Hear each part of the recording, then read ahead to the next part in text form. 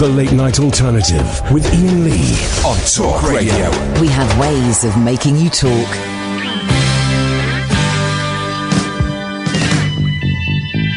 How you don't wanna be the little woman.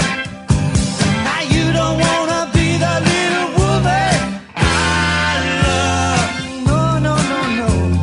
I love. How you don't wanna stay in my school. You don't wanna be the one that's cool. You don't wanna be the little woman I love. You're up all night and we could let it hang down right. I say goodbye to all my expectations the day you walked out of my life. Winter time is all coming now.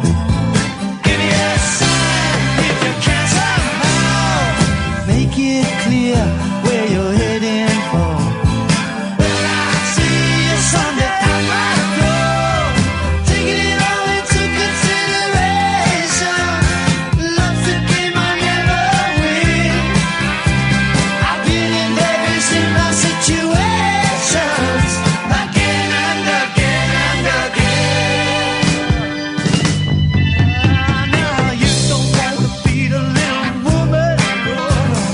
You don't wanna be the little woman I love.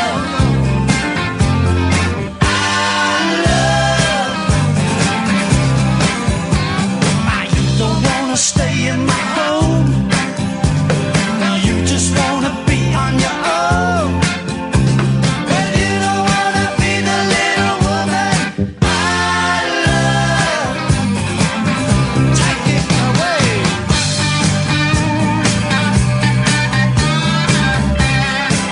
Oh, damn right.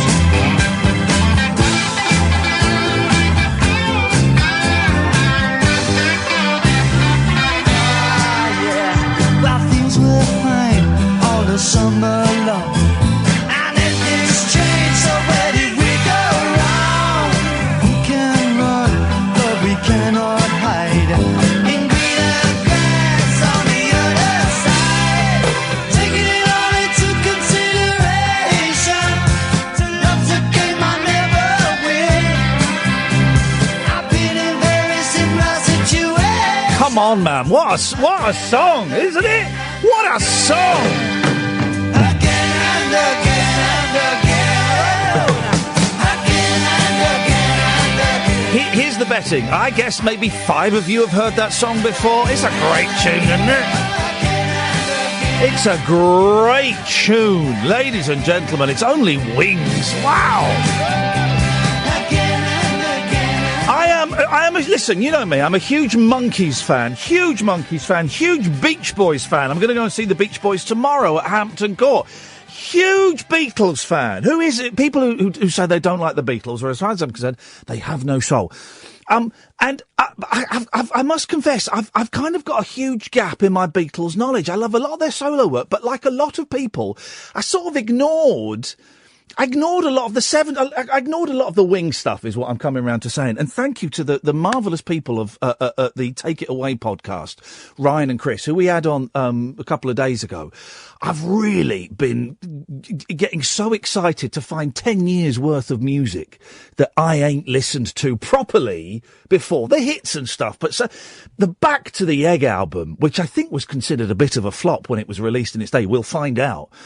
What a lost, great album. And I'm so thrilled that we've got 1/3 of Wings. We've got a former singer with the Moody Blues, one of the greatest, most talented musicians who's been doing the rounds, played with Ginger Baker, played with everybody. Ladies and gentlemen, all the way from America, it's only Denny Laine. Good evening, Denny. Hey, Ian. How do I follow that? Mate, it is such a thrill to talk to you. Listen, we just played a song from Back to the Egg, and I cannot believe I only listened to that album 2 weeks ago, and I'm there going, well, this is great. Every song on there is great. What? But that was, am I right? That was the last Wings album that you guys did? It was, but you know what? Now you mention it, I haven't listened to it myself for a while, and I find that when I do listen to the old stuff, it's a lot better than I thought it was.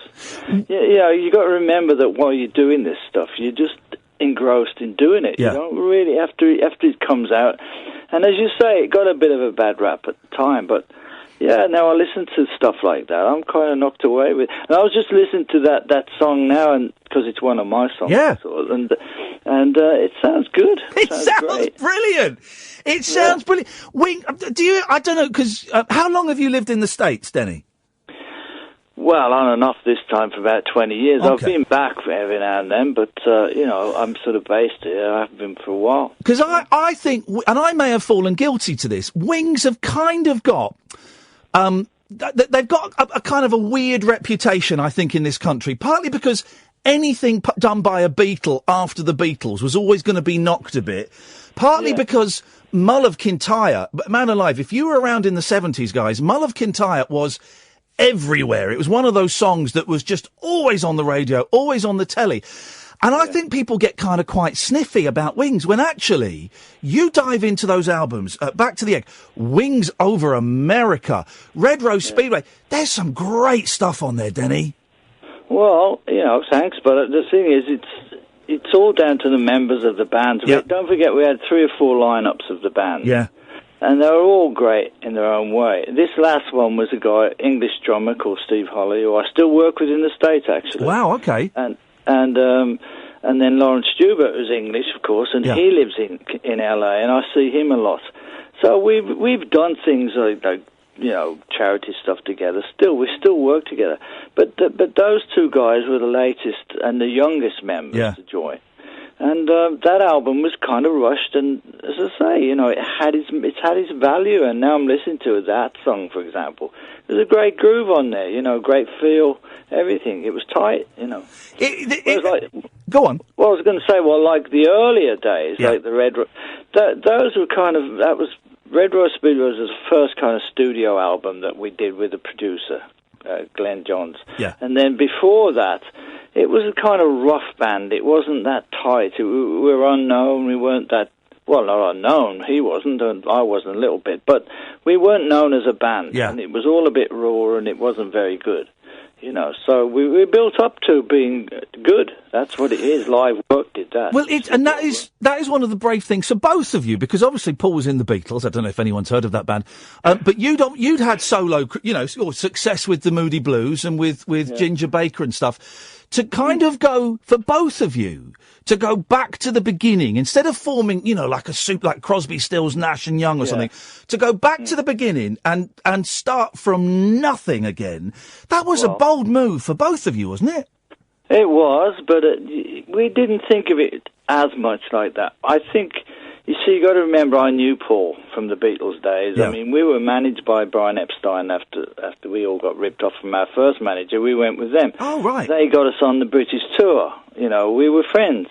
And as I say, that was the beginning of me knowing Paul really well.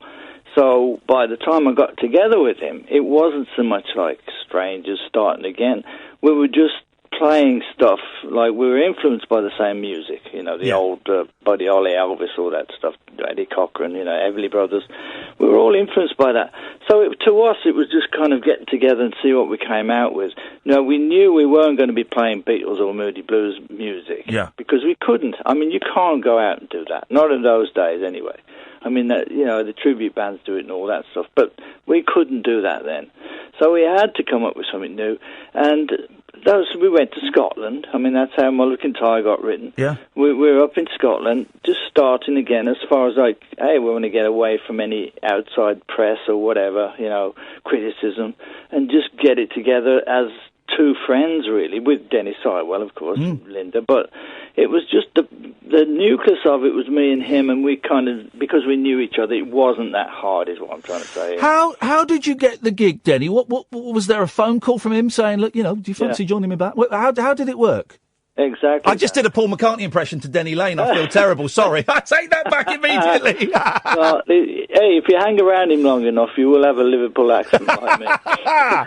So, but was it a phone call in the middle of the night saying, I'm starting up a new band, you want in? It was a phone call in the afternoon to Yeah. my office. I was staying in the office at the time. I had a room in the back, and I was friendly with Mark Bolan at the time. Okay. And the management I was using were trying to get him a deal in America. So I was kind of laid off for a little while.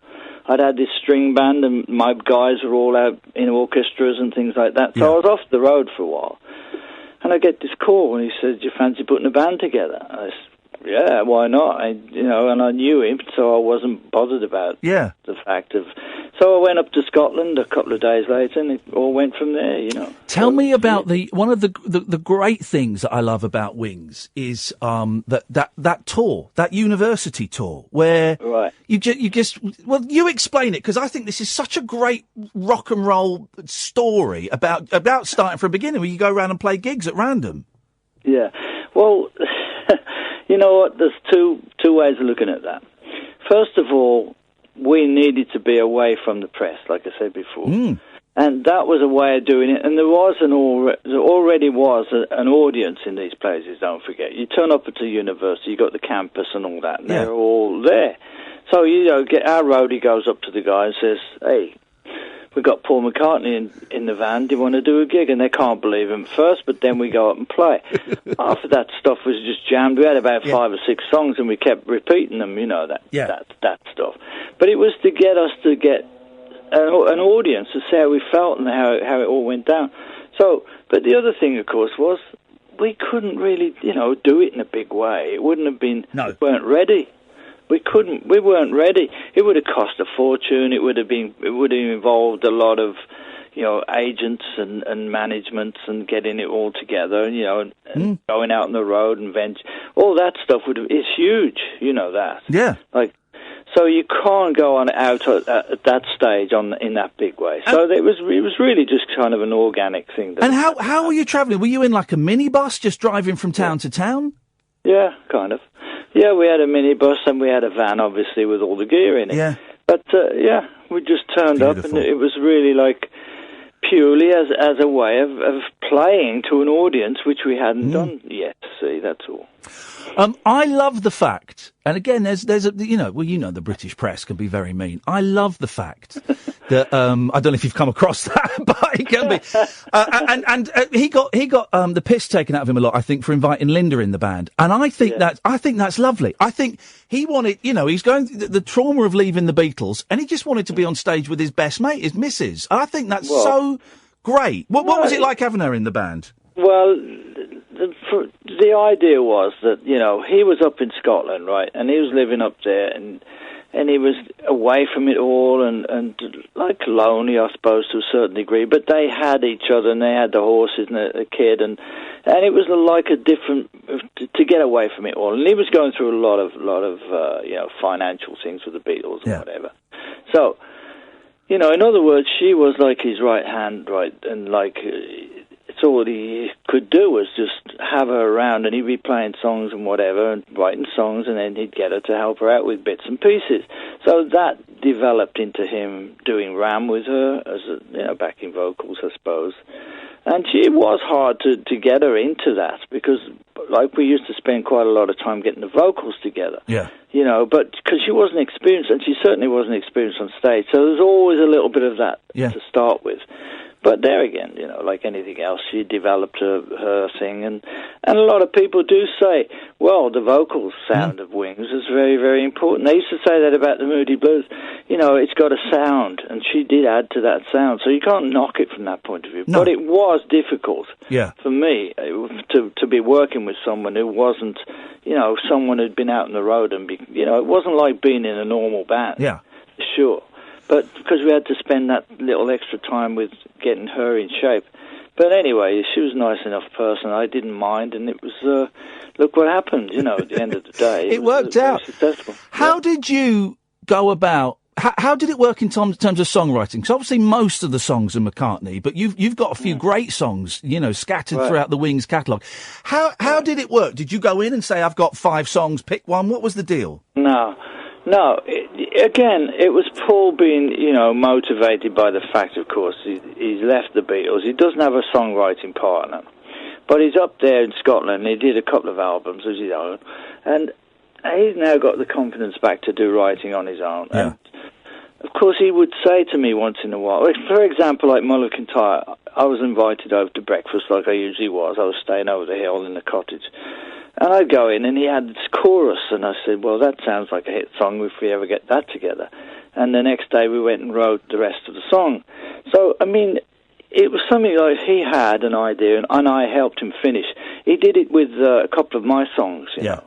And that's the way it would work. And then we would sometimes take time out to go, maybe to Spain or somewhere, as one example, Morocco, to just go and write, you know, take a week and sit and write every day.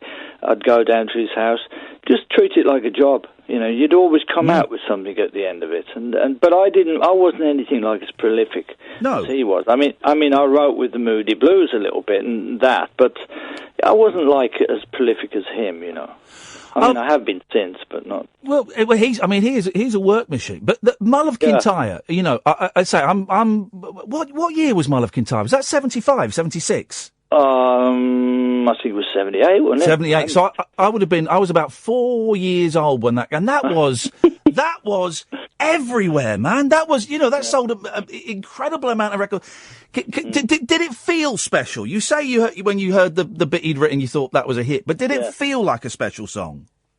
Yeah, it did very much because, well, first of all, we did Mikey Arwood show at Christmas time with it. Yeah. And that made it huge. Secondly, we did it with the Campbelltown Pipe Band, who were just a local pipe band.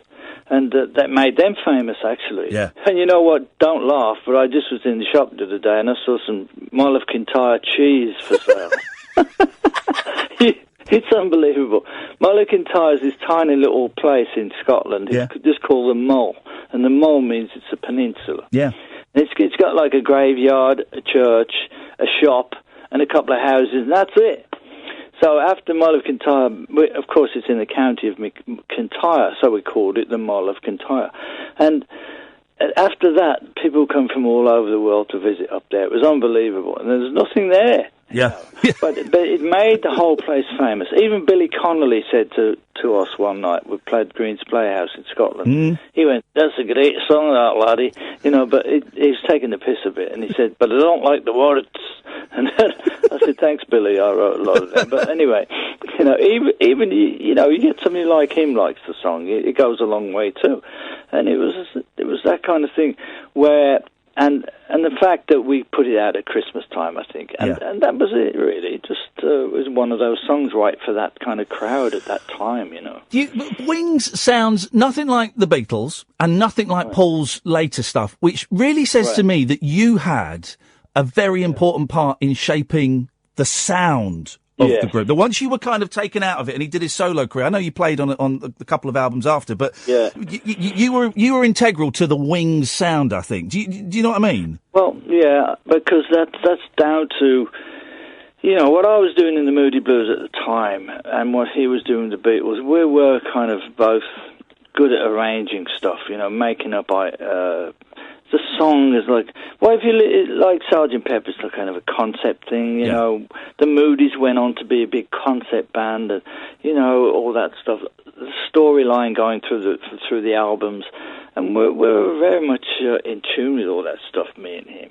And as I say, that gave us. We worked together, not just on the writing of the songs, but very much on the production. Yeah.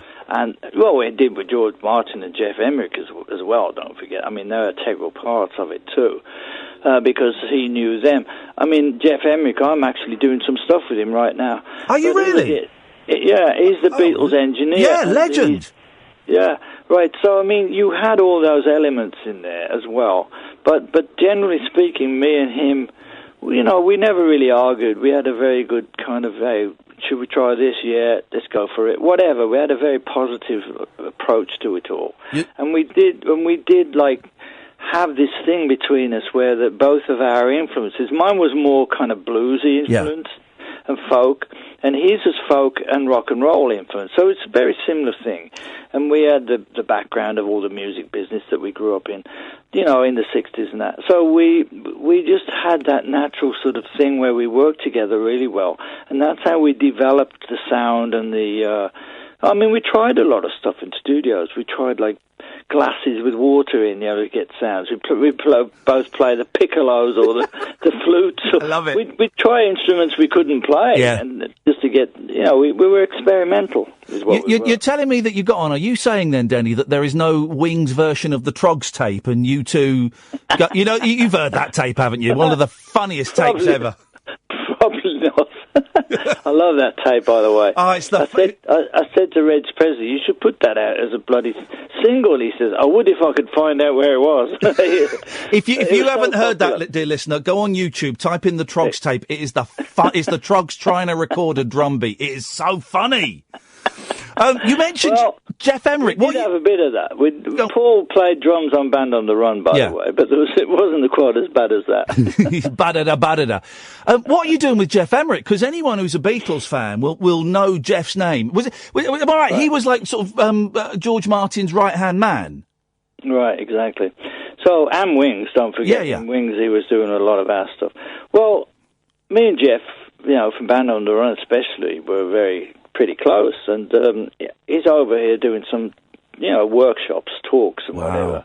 And a friend of mine, David Mader, decided it would be a good idea because I'm doing some solo stuff as well. Yeah. And I've got 2 band things I do. I've got, a couple of things that I do, but I've been doing a few solo things too. And he just said, well, why don't you just let Jeff does his bit and you do your bit and talk a bit about what went down. Oh, wow. So that's what we're doing. It's like an interview on stage. And I play a bit of music and whatever. Fantastic. But we haven't done it yet, but we're about to do it next month. Oh, beautiful. Yeah. We should try and get Jeff on the show. I mean, God, magic I fingers. I could hook that up for you. Oh, Denny, please do. We're all punching the air. Thank you, man. And you mentioned you got 2 bands. You're still playing, aren't you? You're still I looked online. You're still gigging quite regularly, aren't you? Oh, yeah. I can't live without that, Ian. Really? It's like you grew up like that. You've got to get reaction from an audience before you can even think about studios either. Yeah. You can't you have to have that. So I'm doing it. I've got a band in LA that I've done toured all over the country with. I've got another band on the East Coast that I kind of concentrate on that side of the country. But, that's about it, really. I don't do a lot of work, but I do have a couple of shows, and it incorporates, obviously, some Wing stuff and Moody stuff that I was on, and a lot of my solo stuff. Don't forget, in the 80s, I made quite a few solo albums. Yeah. What was it? Well, I was going to ask, what was it like in the 80s when Wings... Well, Wings kind of ended after Paul's bust for marijuana in Japan, didn't it? In a way. Well, you see, what happens is that when you do go through that, suddenly you can't work again. You can't get visas. I mean, we'd already had our visas revoked in Japan 5 years before, after the 76 tour. And, you can't get visas. So in a way, we couldn't have toured and done that whole thing at that time. So that was why we went in the studio again. We went in with Stevie Wonder and Cole Perkins and all those people out in Montserrat, and we did that. But, it was great, but at the same time, you miss going out on the road. Yeah. And I was at the point where I had a solo album that I'd done. Been sitting in the can there for a bit, so I decided to go to Meedem and do that. That's all. We kind of just drifted away, But I have seen Paul. I saw him a few years back in London. We went out to see UB40 one night. Did you? And I'm still in touch with the office and him in some ways or other. I went to see him in Chicago a couple of months ago. And he's never. Would you want to do that, ladies and gentlemen? I've got a special guest tonight. It's Denny Laine. Wouldn't fancy that? Well, I don't know. Maybe it's never really. It's like he's got his thing. Yeah. He's doing his thing. I'm doing my thing. If I was ever called upon to do anything with him, I would do it. Obviously, I would. But it's just never got there. I wouldn't want to push myself on him either. No. To do that. No. But there are people that pressure us to try and get that back together. Oh, you never know. Of course there are. I mean, I think it would be beautiful if you got up on stage and did a couple of tunes with him. But, that's... Well, I was thinking more like getting back together and writing a few more songs. Oh, mate, another Wings album would be awesome. It would be awesome. Well, that would be the kind of thing I would really jump at, let's put it that way. Wow. Let's talk about the solo stuff in the 80s, because you've gone... And it is... it is hard for a lot of people to remember. Wings were huge, right? They were huge. You had so many top 10 hits, so many big hits. That Wings Over America tour of I think it was 76 was massive. To go from that kind of that hysteria, and it was hysterical for a while, to kind of not be in that part of the centre of that hurricane. Right. What was that like? Well, I see again. It was like a peak we reached, and I was ready to have some time off in a sense and concentrate on my own thing. In a way, I was kind of encouraged by Paul to do that, to go away, just put an album out of my own. So what I did is I just went in the studio every week for like 5 days a week with a great engineer. He'd either be from Decca or from EMI engineer. Yeah. And I just wrote, and for about 5 years I was in the studio doing that, and apart from living in Spain at the time as well. Yeah. But I was just concentrating on me as a songwriter, and consequently I did really get into it, and I've enjoyed writing a lot since. But as I said, that was the 80s for me. I wasn't really, ready to go out on the road again until I had a great band, you see. Yeah. I mean, because the peak of Wings was it's a great band. It was you got to start at the bottom again, and I just wasn't. I thought, well, I've got to get some material out there first before I even think about going on the road again. So it took all that time. It really did. So, Denny, now I'm out there doing what I want to do, and I'm happy doing it. Denny, I've got to play some adverts. Are you okay to stick around for a bit longer? Is that all right? Absolutely. Bless you, brother. Thank you so much. I've got Denny Laine on from we haven't even spoken about the Moody Blues yet. All over the place. I love it. God, you should see the grin on my face. This is wonderful. We'll speak more to Denny Laine and find out what he's up to, speak about the Moody Blues, all that kind of stuff after this. The Late Night Alternative with Iain Lee on Talk Radio. We'll get you talking. Denny, are you... Hang on a minute. I can't do this now. Hang on. Denny, are you still there? I am still here. My producer Katherine told me you hung up on us. What have we done? What have we done? No, I just put the phone in to see if I could charge it up. One of those landlines. I'm going to ask you one more Paul McCartney question, right? And please don't hate me for this, right? Well, maybe you will hate me. I don't care. At any point in the time you hung out with Paul McCartney, did he ever sing Penny Lane with the words Denny Laine? He's gone. He hung up on me. No. That was gonna be. He hung up. He didn't hang up. His phone died. Maybe he hung up. Maybe that was it. That was going to be my first question. I'm glad it wasn't. Kath, try and get him back. I tell you what, you try and get him back. I'm going to play you a new song by Denny Laine. Don't worry, it's really, really good, and it shows that his voice is still in cracking shape after, that song won't let me play. That's annoying, isn't it? Oh, no, I was going to play his last single. Let me see if I can find it on here. Don't you worry. No, I can't find it. Have we got him? Oh, God. I'm so nervous. Phone. Hello, Denny, you all right? Yeah, I'm all right. What's going on with your bloody phone, man? Well, it's a landline, and it's, I don't know, it just went off. It's very anyway, retro. Yeah.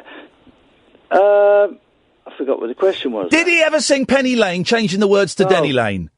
No, but, well, I was making a sarcastic joke. Everybody else in the world does. Do they? Oh, no. Well, it's like that's one of them standing jokes.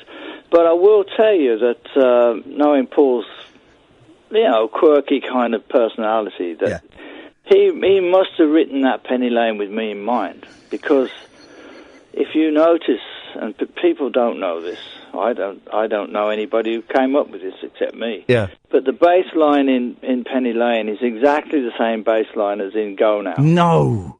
Ding, dang, dang, dang, dang, dang, dang, dang, dang, dang. He's absolutely right. Yeah, and so that's incredible.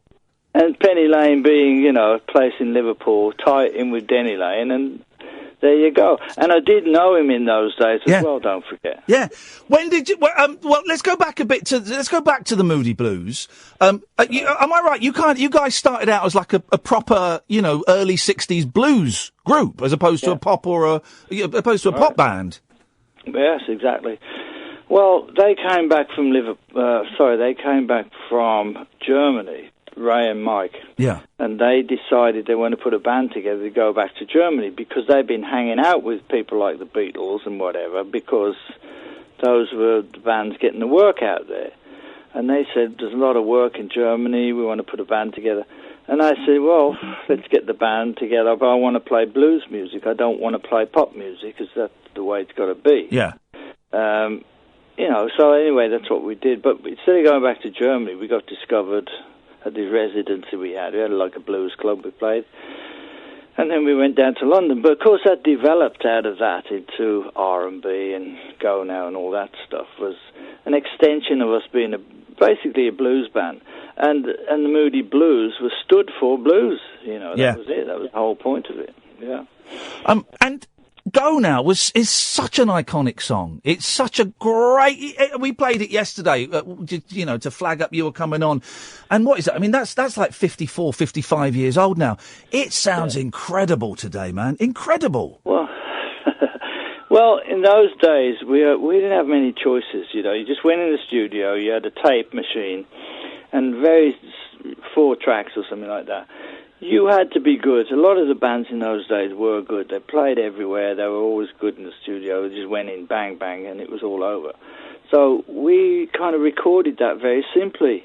And I think a lot of that old stuff, obviously on vinyl, stands up today, especially because they're all trying to capture that sound on vinyl now. That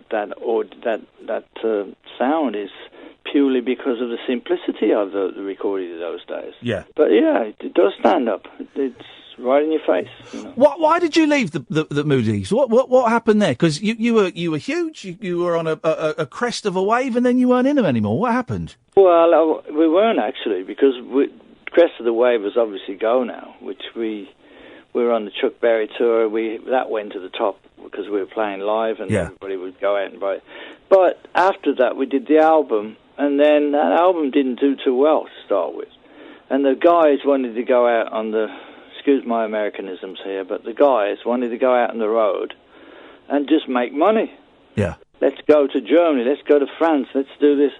I said, no, we should be going in the studio and doing a new album, which we did owe at Decca at the time. Yeah.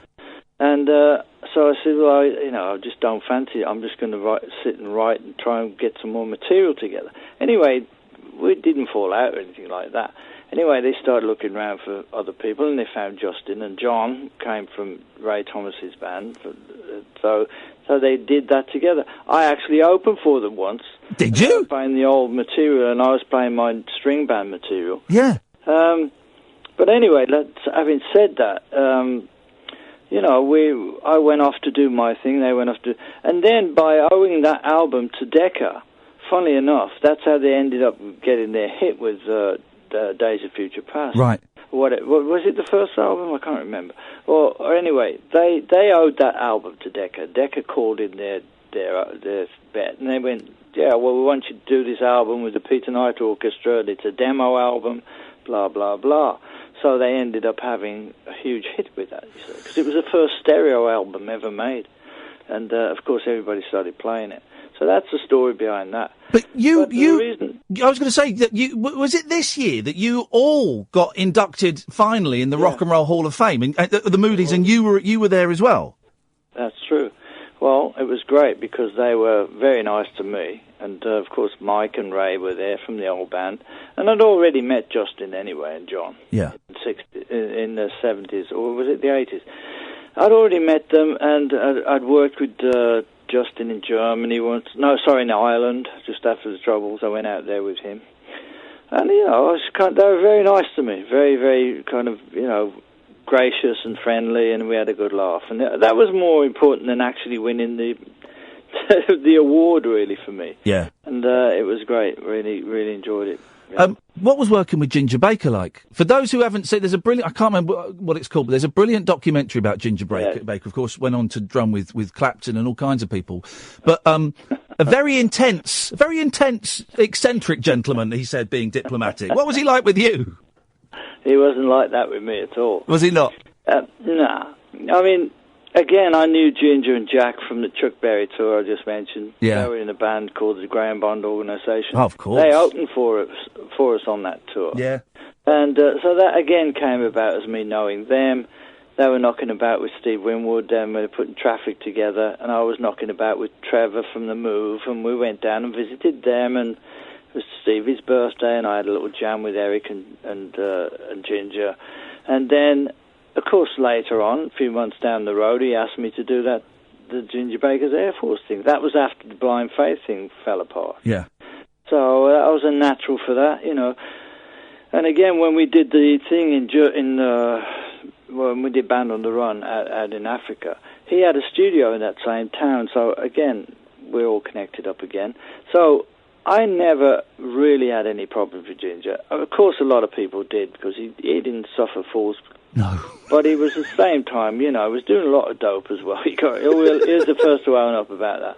And he was like very, you know, out there, having put it all together himself, with the help of Robert Stigwood, I will say. But at the same time, it was a big undertaking taking on the band. But with me and him, we never had any problems whatsoever. And I've actually worked with him in Spain since. And yeah. I never had that thing with him at all. We were just pals. We were very close. Your voice is still great, okay? I'm going to blow a little bit of smoke up your ass, Denny, so get loosen the belt, get ready. Stop it. Your voice is still great, because I listened to the interview you did with my friends Ryan and Chris on the Take It Away podcast, and they played a song that you did last year called Meant to Be, which I was going to play, but my computer's died, so I can't. But it's a great song from last year, and your voice still sounds incredible. Do you one of those people that does exercises with it? You know, the da da da da da da da da. No, not really. I mean, it has been known on a drunken night, but not necessarily. No, I just don't. You know, I don't work that much to the point where I'm blowing my voice out all the time. Yeah. And also, you know, it's like, you have to learn to sing from your stomach and not from your throat. That's all I can say. It's just a technique. But I have had a lot of voice problems. If I catch a cold and I'm in a cold country like that and I can't get rid of it, it's a nightmare. Oh, really? Did your voice go? Well, yeah, but generally speaking, you know, I think if you go out and you tour too much, you tend to blow your voice out. You've got to be careful of that. Yeah. But I don't do it enough to do that. And as I say, you know, I don't push it too much. And thanks for the compliment, by the way. But you know, I mean, I can still keep the same tempo. The same keys that I played the original songs in. Yeah. I still go out and do the same songs. Yeah. But I think you always lose a little bit of what you were, though. Even like in playing wise. You know, I'm learning some of my old Moody Blues stuff at the moment because I'm doing that album. Yeah. And it's hard to relearn something that you used to do, you know, all those years ago. It's kind of how you were then. It's very hard to do it after you know. Well, also, in those early Moody's days, you were kids. You were, you know, just boys, you know, and it's a lifetime ago, isn't it? That's right, absolutely, yeah. I get the feeling you've really enjoyed yourself in your career, and I don't necessarily mean in a chemical way, or maybe you did, I don't know, but we were watching... I was never really into Good that. for you. We were watching a bit of Rock Show earlier on, and just that, and I might end on this when we finish chatting, that version of Go Now, with Paul and Linda kind of hamming up the backing vocals, you look like, a beautiful rock star. It looks like so much fun, man. Oh, yeah, it was. I mean, you can't beat it. You just out there having a ball because you've worked towards it. And, you know, as I say, I was like, let's put it this way. I was on the road for years, and then I wasn't on the road for years. And as soon as I got into Wings, all I wanted to do was be on the road. Right. Because that's what we were aspiring to. And so when that tour came up, you know, and we were at that stage, of course we were all very happy about it, and we'd had a lot of hits and all that stuff. But again, you know, since then, I've kind of, you know, not done it on that level, and I've been, I suppose, semi-retired, but it's purely because you're trying to get back to that level. You're always trying to push the envelope to get back to what you were, and go on the road as much as you possibly can. And that's what I'm still doing. You know, you don't change. People don't change. What was it with Wings and recording studios? Because you didn't half pick some weird ones. Obviously, there's the whole Band on the Run in Lagos debacle. There's it was London Town, wasn't it, that was recorded on a boat? Why couldn't you just go into Abbey Road, like like the old days? Because we were looking for influence, basically. I mean, I was into boats for a while, and then Paul and Linda said, what you got a boat for? I said, because it's a great life and it gets you away from everything. And in a way, the studio gets you away from everything too. So I said, he said, well, let's make an album on some boats then. It's like, we're not going to be bothered. Let's go to Lagos. We won't be bothered. But also, it's because of the music. You go to Jamaica, you're going to be influenced by reggae. Yeah. If you go to Lagos, you're going to be influenced by African drums. So it's to do with that. It really is. You've got to keep charging them batteries up, is what it is. And that's what we did. What's interesting about the Wings albums is there's some of the early albums, there's a couple of songs you think, well, maybe that's not the greatest song. But by Band on the Run, it all came together, didn't it? And it shouldn't have come together because you had two people leaving the band. You went off to Lagos to a studio that perhaps wasn't the most technically, good studio. Paul had all the tapes nicked off him when he got mugged. Yeah. Band on the Run should have been a disaster, but it's a wonderful album. Well, thanks, but again, that was because of me and him having that determination. Hey, it's booked, we're going to go. I didn't even know the guys, they weren't coming until I got on the plane. And then, of course, you go there and you make the best of what you got. And Jeff Emmerich was with us, and as you say, a lot of the studio gear wasn't really in working condition. It was all hand-me-downs from other EMI studios. But it was good enough for me and him. It's no different to us, being up in Scotland and knocking out that Buddy Holly album we did on this little 4-track machine. It's no different. It's all down to the people and what you do with it, You don't need all those tracks sometimes. And so in that case, where he got on the drums and I got on the guitar and we just jammed our way through the songs because we had a good idea what they were going to be like. And we got the feel down first, and that was the important thing. So it was easy. And it was primarily you and Paul doing all the tracks, Paul on the drums and you kind of sort of rhythm and bit of bass? Yeah, well, generally a guitar first, and then we overdubbed a lot of stuff, obviously, when we got back to London. We added all the other stuff. Then we got Tony Visconti to do the strings and the brass and stuff like that. And then it was easy. But the main thing was to just get those songs down in a simple form, because that's all we had was me and him. Yeah. I think that's what gave it the feel that people kind of liked. It was a relaxed album. Yeah. So, Denny, you've got these talks coming up with these evenings with Jeff Emmerich. What else is in the pipeline for you? What you got next? Well, that's just something I'm doing as part of the other things that I'm doing, which is a lot of solo stuff. That's it, really. I do have a musical I've been knocking around with for years. It's called Arctic Song. It's kind of an environmental thing, and I've done it with a couple of universities. I've done it with the people up in Fredonia, which is Buffalo, New York, with that university. That's a kind of a side thing that I'm doing. It's almost like a charity thing. It's a kind of a, save the planet thing. And other than that, I'm just purely, I suppose I'm still promoting that single that I put out. And I'm going into this, not in the studio, I'm going to a farm, and I'm going to do some writing for the next month or two. The idea of putting a new album together. But I do have another album in the bag that's been sitting around on the shelf for a few years that we're thinking about releasing for the first time. Why is it? What is it? Why has it been sitting around? Well, it's usually because of politics. Can we just say that? You know what I mean? Yeah, I do know what you mean, mate. You do it on a handshake, then the next minute, they want this and they want that, and it's all like, wait a minute. So it was all that. But it's a good album, and it still stands the test of time. So that's about to come out, I think, maybe in a couple of months or 3 months. All right. Hey, Denny, honestly, man, it's such a thrill to talk to you, brother. And I just want to say thank you. Thank you for writing and for playing on and for doing, so many wonderful songs. Seriously, thank you very much. Thank you, Ian. I really appreciate that. And I enjoyed the talk with you. Bless you. Anytime you want to come on, Denny, you'd be more than welcome. Just drop us a line. Thank you, mate. I will. I'll let you know about Jeff Emmerich too. Oh, yes, please do. Let's get Jeff on the show. Thank you very much. Ladies and gentlemen, all the way from America, Denny Laine. Indulge me, I couldn't get the new single to work. So instead, this is from Wings Over America, which is some album. 1976. This is Paul McCartney, Lyndon McCartney, and Denny Laine playing Go Now. This is it. Listen to this. Incredible.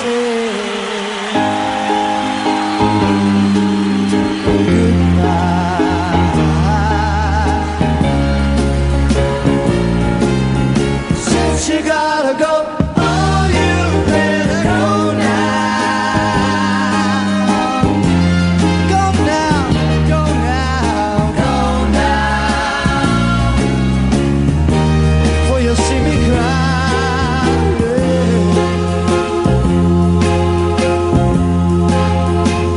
I don't want you to tell me what you intend to do now.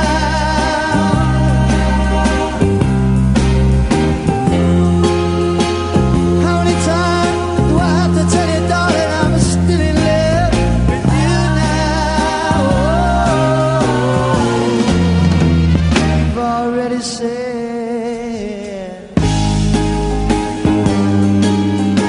so long. I don't wanna see you go. Oh, you better go now. Go now, go now, go now. And don't you even try.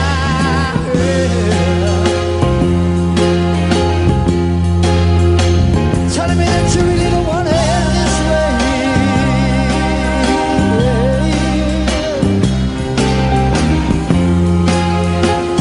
How many times do I have to tell you, darling, I want you to stay?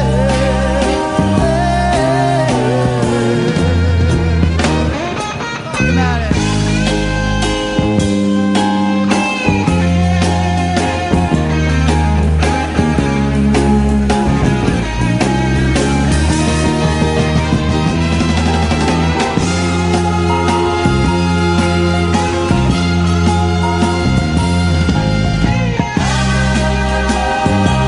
Sing it to me.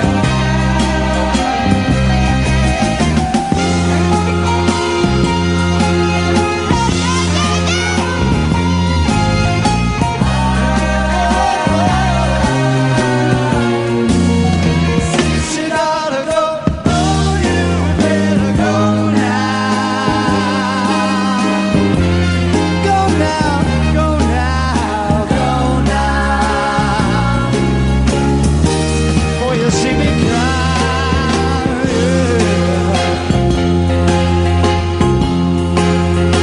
Well, I don't want you to tell me what you intend to do now.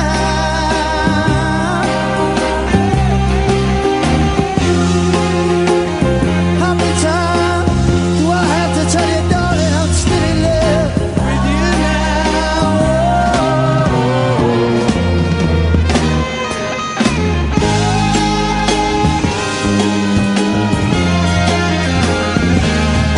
I don't want to see you go, but darling, you better go now.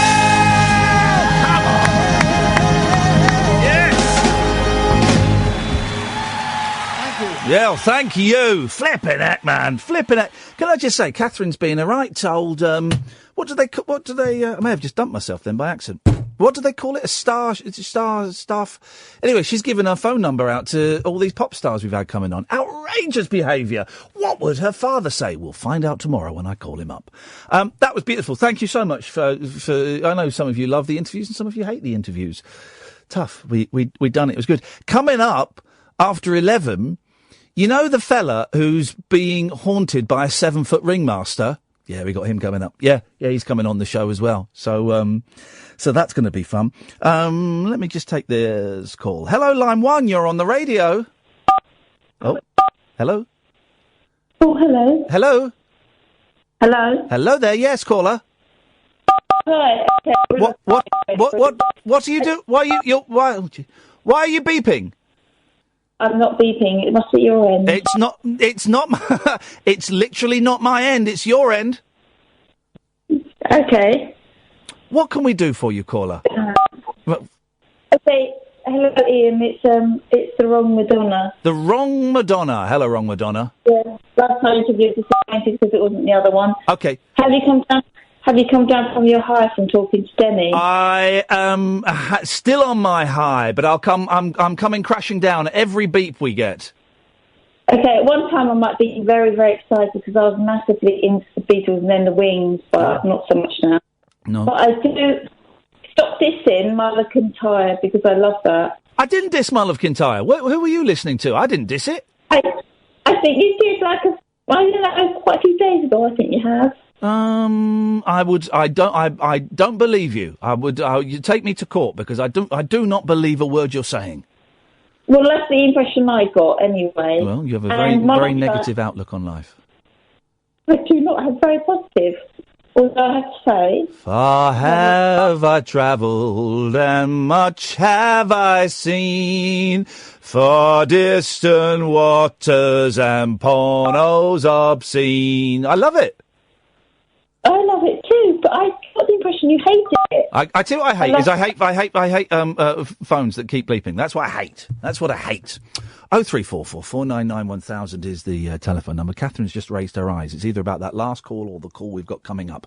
We just don't know, guys. We just don't know. Oh, remind me to tell you what happened when me and Kath went out for dinner tonight. Oh, Kath proposed to me. No, I'm joking. Something really weird happened. I'll tell you in a bit. Good evening, Damon. Hello. Hello, Damon. I think it's absolutely pathetic what you're doing. What's that, Damon? A radio show? Yes. Why is it pathetic to do a radio show? Are you scared of things that don't have pictures? No, I think you're piping up here. You think I'm a what now? You're piping up. I'm piping up. I'll have you know, yeah. I haven't piped up in almost 14 years. Haven't you? No, well, I haven't. You weren't against something that can't wear. Damon, I don't know if you've got like a penis or something in your mouth. Could you take it out? Because I can't really understand what you're saying. You've got one in yours. I understood that. So I don't know what I don't know what your beef is, Damon. You. That's my beef. Okay. Would you like to fight about it? If you want. I'd love to. Can you get to Waterloo? I will. Okay. Well, can you get to 18 How long do you think it would take you to get to 18 Hatfields? About half an hour. Okay, brilliant. Well, when you're here, could you give me a call and I will come down and I will beat you up. Yeah. All right, brilliant. I look forward to beating you up. What, in about half an hour, 35 minutes? No, you ain't, you prick. Sorry? No, you won't, you prick. Okay. Here's the thing, Damon. I'm not the guy that's been phoning up a radio station for the last 30 minutes not being answered. I haven't. Yes, you have. I haven't. Yes, now you're a liar. As well as a... No, you're a liar. No, you're a liar. No, you're a liar. You're a liar. You're a liar. You're a liar. And you're a bellend. 03444. In fact, no, don't call in, because we'll speak to Madonna in a bit, and then we'll talk to the guy who's been haunted by a 7-foot ghost, and then I'll tell you what happened when me and Kath went out for dinner tonight. It was very, very weird. Oh, I'm not going to give out the number. This is Talk Radio. Across the UK, online and on DAB. Take a far-out trip into the twilight zone of late-night radio with Iain Unmissable late-night radio with the original king of unconventional conversation. Make contact with Iain Lee. The Late Night Alternative with Iain Lee on Talk Radio. Am I the only one thinking there's something not quite right about that cannabis oil story? It's perfect fodder for phone-in, for lazy phone-in radio hosts. It's cannabis, it's a sick child, it's the government. It's perfect fodder. And I'm not necessarily saying I want to do it as a phone-in because, but there's something not quite right about that story because, as far as I'm aware, The mum who bought this cannabis oil in Canada, I think it was, as she was coming back through customs in Britain, she declared it. She went through the I have something to declare aisle. And of course it's going to get confiscated. Now, if you were to, I must be the only person, me and my friend, I won't say who, me and my friend went to Amsterdam to get stoned, right? Years and years ago. And we went there, we were there for a couple of days, we got stoned and we came back. And when we came back, we realised that on the way out to Amsterdam, we had some weed with us that we just had anyway. And we were probably the only people who had smuggled weed into Amsterdam. But, if you're bringing something that you know is problematic legally into this country, I'm not saying this to encourage you to do it, but if you are, you want to bring in some cannabis oil for your sick child, well, then you put it in your pants, or you put it in your wash bag, or you distill it out of the bottle and you put it in, like a baby's bottle, or something. You put it somewhere where and you don't go, by the way, I've got some cannabis oil, because obviously now, listen, I don't wish this family ill, of course not. I wish this poor child every luck, and we all know that cannabis, and I don't want to do a should we legalise it, we all know that cannabis does have medicinal qualities and can certainly help people with certain medical conditions, and it's ridiculous that they're denied it. So that's out there. But there's something not right. And you said, Katherine, the speed at which it was picked up by the press. Yeah, because, I've been a journalist for a long time, and people are always being stopped at customs. Yeah. Why would this one in particular be known about on the day it happened? Yeah. Unless she'd gone to the press. We're just kicking ideas But around. I don't know. We don't know. Someone's gone to the press about it. But there's something not quite right about it. Why would you declare it? Listen, I got weed. I got marijuana for my mum because she's got MS. And I said to her, it's mainly for pain with MS, and she's lucky she doesn't really suffer from pain. But I said, do you want to try it?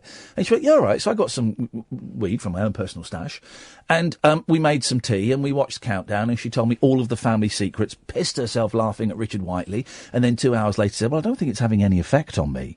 And she was on a cannabis trial, actually, with Reading Hospital. She was on a trial for 6 months of cannabis. The spray, had to spray it under her tongue. So I've got no qualms. If it would help a member of my family, I'd be out there tonight trying to get it in whatever form. But I wouldn't go through customs and go, hey guys, I've got this. Well, unless, yeah. And here's the cynical journo in me, unless you knew that was going to happen and you're doing it to make a point. Which is also, fair play. Or someone put you up to it. Yeah. Someone in a paper said, well, this is a great story, this is a great campaign. Or someone in one of the many bodies that are trying to get it legalised. Or a dealer, or a drug dealer, a stoner. I don't think it was that. But it's just interesting. Anyway, 0344 499 1000. We did a really interesting story yesterday.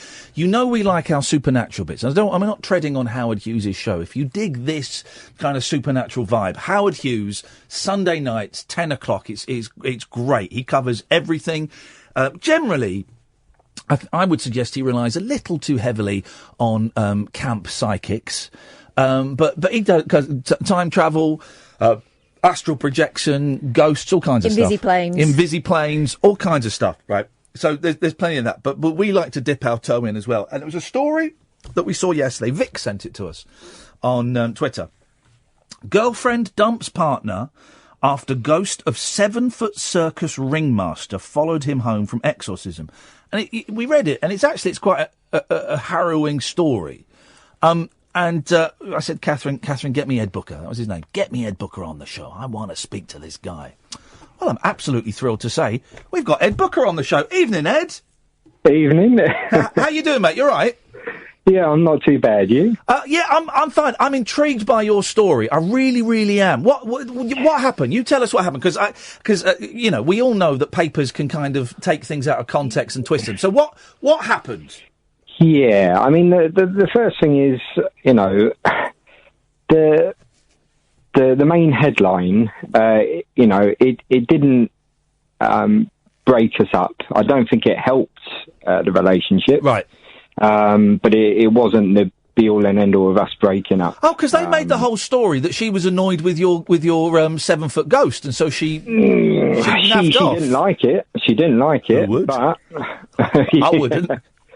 Yeah. But there were other issues in the relationship.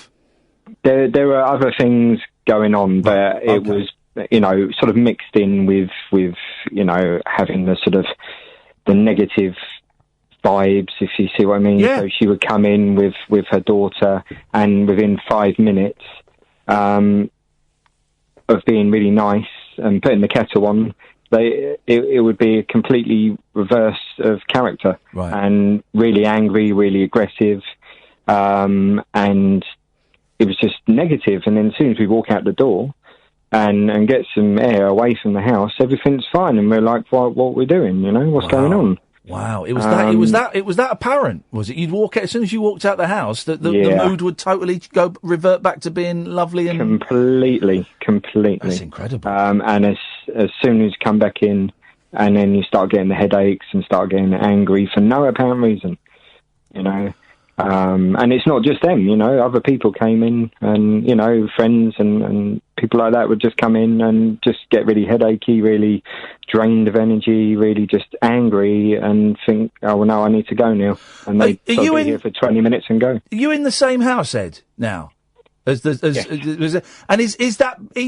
I was going to say evil. I don't want to prejudge it, but is that presence still there, or have you managed to shake it off? No, it's still there. It's still here. How can you? I know we're jumping all over the place. We will go back to the beginning, but how can you stand to be in there then if there's this kind of this pressure in there? The thing is that when it all happened, all came to surface, I was in a completely different building, different house, different building. Yeah. And it was happening there. So then obviously I moved, and whatever it is followed. Flipping heck. So it's sort of, whether it's attached to me, I don't think it's just the house that it's in. I think, So wherever you go, there's a strong chance it's going to be there. It's going to rock up as well. Yeah. I mean, I do events paranormal-wise for the public. I own my own company, and it was apparent after I started the business up, and I was taking just random members of the public who enjoyed the sort of going out, seeing if a place is haunted. Yeah. They started saying, that's all good and well, but who's that behind you? What is that thing behind you? Oh, no! No! And I'm just like, what do you mean? What are we talking about? And then I'm feeling this bad sense of dread as, please don't say it. And they're saying, well, it's about 7 footish with a great big top hat, and it's just bowed to me and took off its hat. And I've like, oh no. And it's time and time again. People that I don't even know, who don't know the story, who don't know anything about it, just keep saying, oh, who's this thing? What is it? What is it? Let's go back to the beginning, Ed. So you are, how would you describe yourself? A paranormal investigator, a psychic? What are you? Lots of people have said I'm either a sensitive or a medium. I've been experiencing weird stuff since I was a very, very young boy. Stuff that I can't even remember, but family and friends way back, even going back from when I was about 3, have sort of even jotted down for me the stuff that I surely shouldn't know, but I did. And it just seems to sort of be there every now and again. It seems to just happen where I see things that I shouldn't see and experience things that I shouldn't. And, I guess, people in the paranormal world would call that either a psychic or a medium or sensitive. I just know that I see what I see, and I do what I do when it happens. So, having strange feelings and stuff, that's sort of part and parcel of most days. So what were you doing? You were at an event with some friends, were you? So basically I used to be part of a paranormal group based in West Sussex, in Horsham. And I basically joined their group just because I thought I was mad. Up to the age of 23, I thought I was completely loony. Wow. Didn't know what was going on. Things were getting out of control. I didn't know who to turn to. You know, it's not something you'd bring up with your family and friends close to you because they'd think you're all mad as well. So I thought, no, I'll go to people that might understand. So I spoke to a couple of them in the group, and they said, no, you're not mad. You're actually this, and this. And you can see this, and this. And, you know, come along and join us in our group. And, you know, we go around to haunted places and we investigate it scientifically and spiritually and see what we can get.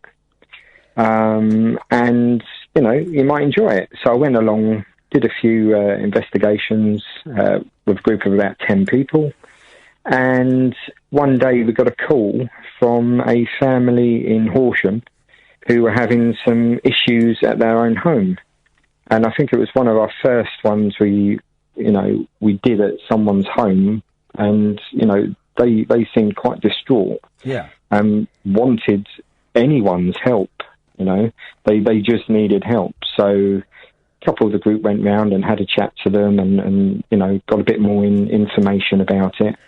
And they were having a lot of weird happenings at home, lots of things moving, bad presences, shadow figures, that type of thing in the house. And, you know, quite rightly, you know, that would scare anyone. Yeah, of course. Even me, you know. Yeah. So, yeah, we went in and investigated, you know, for most of the night, into sort of the early hours of the morning. And what we found was that it was one of those feelings like you would get at mine, where you'd walk in and you'd have that sort of pain in the head and something just doesn't seem right. Well, I work with a woman called Katherine. I know exactly what you're describing. Walking into the room, getting a pain in the head and things not feeling right. Katherine? Uncalled for. That was and you have not got an evil ghost behind you to use as an excuse. That was workplace bullying. Outrageous. It was actual bullying. Sorry, Ed, stay there. I've got to do some adverts. Wait there. I will come back and get the rest of the story. We're speaking to Ed Booker, who we spoke about yesterday on the show. He's got a 7-foot ghost following him. This is proper creepy stuff. Yeah, and you're talking about doing a séance at home as well, and I've been talking to Ed about that. Oh, well, I'll get some tips from Ed on the best way to get famous ghosts, as opposed to just like paupers and peasants. 03, if you want to phone up and tell us your ghostly stories, 0344 499 1000. This is the late night alternative on Talk Radio. Set free your mind. Let your fancy take flight. Conversation gets curiouser by the glow of moonlight. The late night alternative with Iain Lee on Talk Radio. 0344 499 1000. Speaking to Ed Booker. Ed was telling us about a particularly spooky experience. So you're at this... It's someone's house, is it, Ed? Yes. And there's all kinds of... There's dark vibes, there's strange energy, all kinds of things happening. What happened next?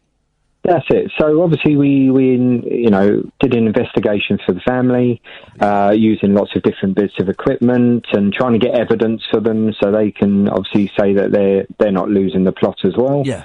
What do they do? And, what would they do with that evidence? They can't. It's not like they can take it to their insurance company, is it? And go, you've put in the claim for a third broken TV this month. Oh well, it's our poltergeist. No, but surely being able to put a name on it at least puts your mind slightly at rest. Yeah, they wanted to know, because it hadn't ever happened before, and it was very sort of just happened straight away. They couldn't understand why.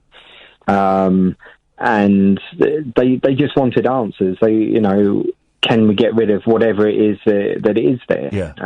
Can we, if we can't get rid of it, can we at least protect the family or put protection up to sort of stop it from happening as much? Yeah. They just wanted people to actually, to see if they can help in any way, shape or form. Of course. So, they could have literally got anyone to come round and to try and help, but obviously they heard through our group from one of their friends, and obviously anyone that needs anyone's help, then we're the type of people that would go and help them. Who are you going to call? But exactly. But something latched on to you. Yeah, so basically near the end of the night, obviously we kept feeling this dark energy. soon as we walked through the door, we felt something wasn't right, and there was this dark energy. So all of us went into the living room. It was big enough to all standing in a circle. Yeah. And what we were going to do, we were going to bring everyone's energy all up, in this circle. Bring everyone's energy up, because the more energy that spirit can get, the more they can do, the more they can manifest. Okay. The more they, we can find out what's going on, who's there, and see if we can sort of stop this. Okay, right, I got you. So if there's enough energy, you might be able to see it or hear it, or it can answer questions and stuff. Okay, I got you. That's yeah. right. That's Makes right. sense. Yeah. So, some of the family members were sort of standing in the circle. I was one of them. As I said, there was about 10 team members as well. So there's about 12 of us standing in the circle. Yeah. And then there was the curtains were drawn, and there's a little bit of light coming from a street lamp through the curtains. Yeah. I remember, and you could see everyone's silhouette. You can see everyone's shadow that was standing around, and all of a sudden, these other shadows started coming up around the people I could see standing in front of me. Oh, mate. And, at first you start thinking, is it a trick of the light? Is it a reflection? But then these figures start moving. And, moving in not a way that a shadow would. Yeah. And you still sort of question it and stuff, but then all the shadows start to take different forms. Some are taller than the other the people that are standing in the circle. Could everyone else see this, or was it just you seeing this?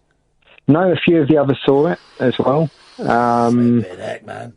And then this weird dark feeling just flooded the room, and everyone in the group could feel it. No one could explain it. Some of the group of, they believe and they like to find answers, and they like to find it scientifically, and, people call them skeptics, but they need to find scientific proof before they can say it's something, otherworldly and sort of paranormal, etc. Yeah. So I remember one of the group actually nearly collapsed. And they were one of the sceptical people, and someone had to sort of grab them to keep them up. They don't know what happened, but at the same time, I saw two of these figures run round the circle, and all I can describe of them is if you saw a hooded figure, in the dark, just running, just literally sprinting around everyone. Did you not cack your pants? Because in all honesty, I'm not making like... I'd have been terrified, Ed. I was, so that's why I was holding someone else's hands. This is great. But so these two figures ran round, one each side, and I thought, I don't like this. I'm going to shut my eyes. I'm not going to see this anymore. I'm just going to shut my eyes and just listen to everyone, because you could hear people in the circle talking, so living people. And then I was just like, oh, that's fine, got my eyes shut now, but it really doesn't feel nice. And then next thing I know, I feel like two arms underneath my armpits. Well, you're lucky they didn't put the willies up you. Stop it. Katherine. I pulled,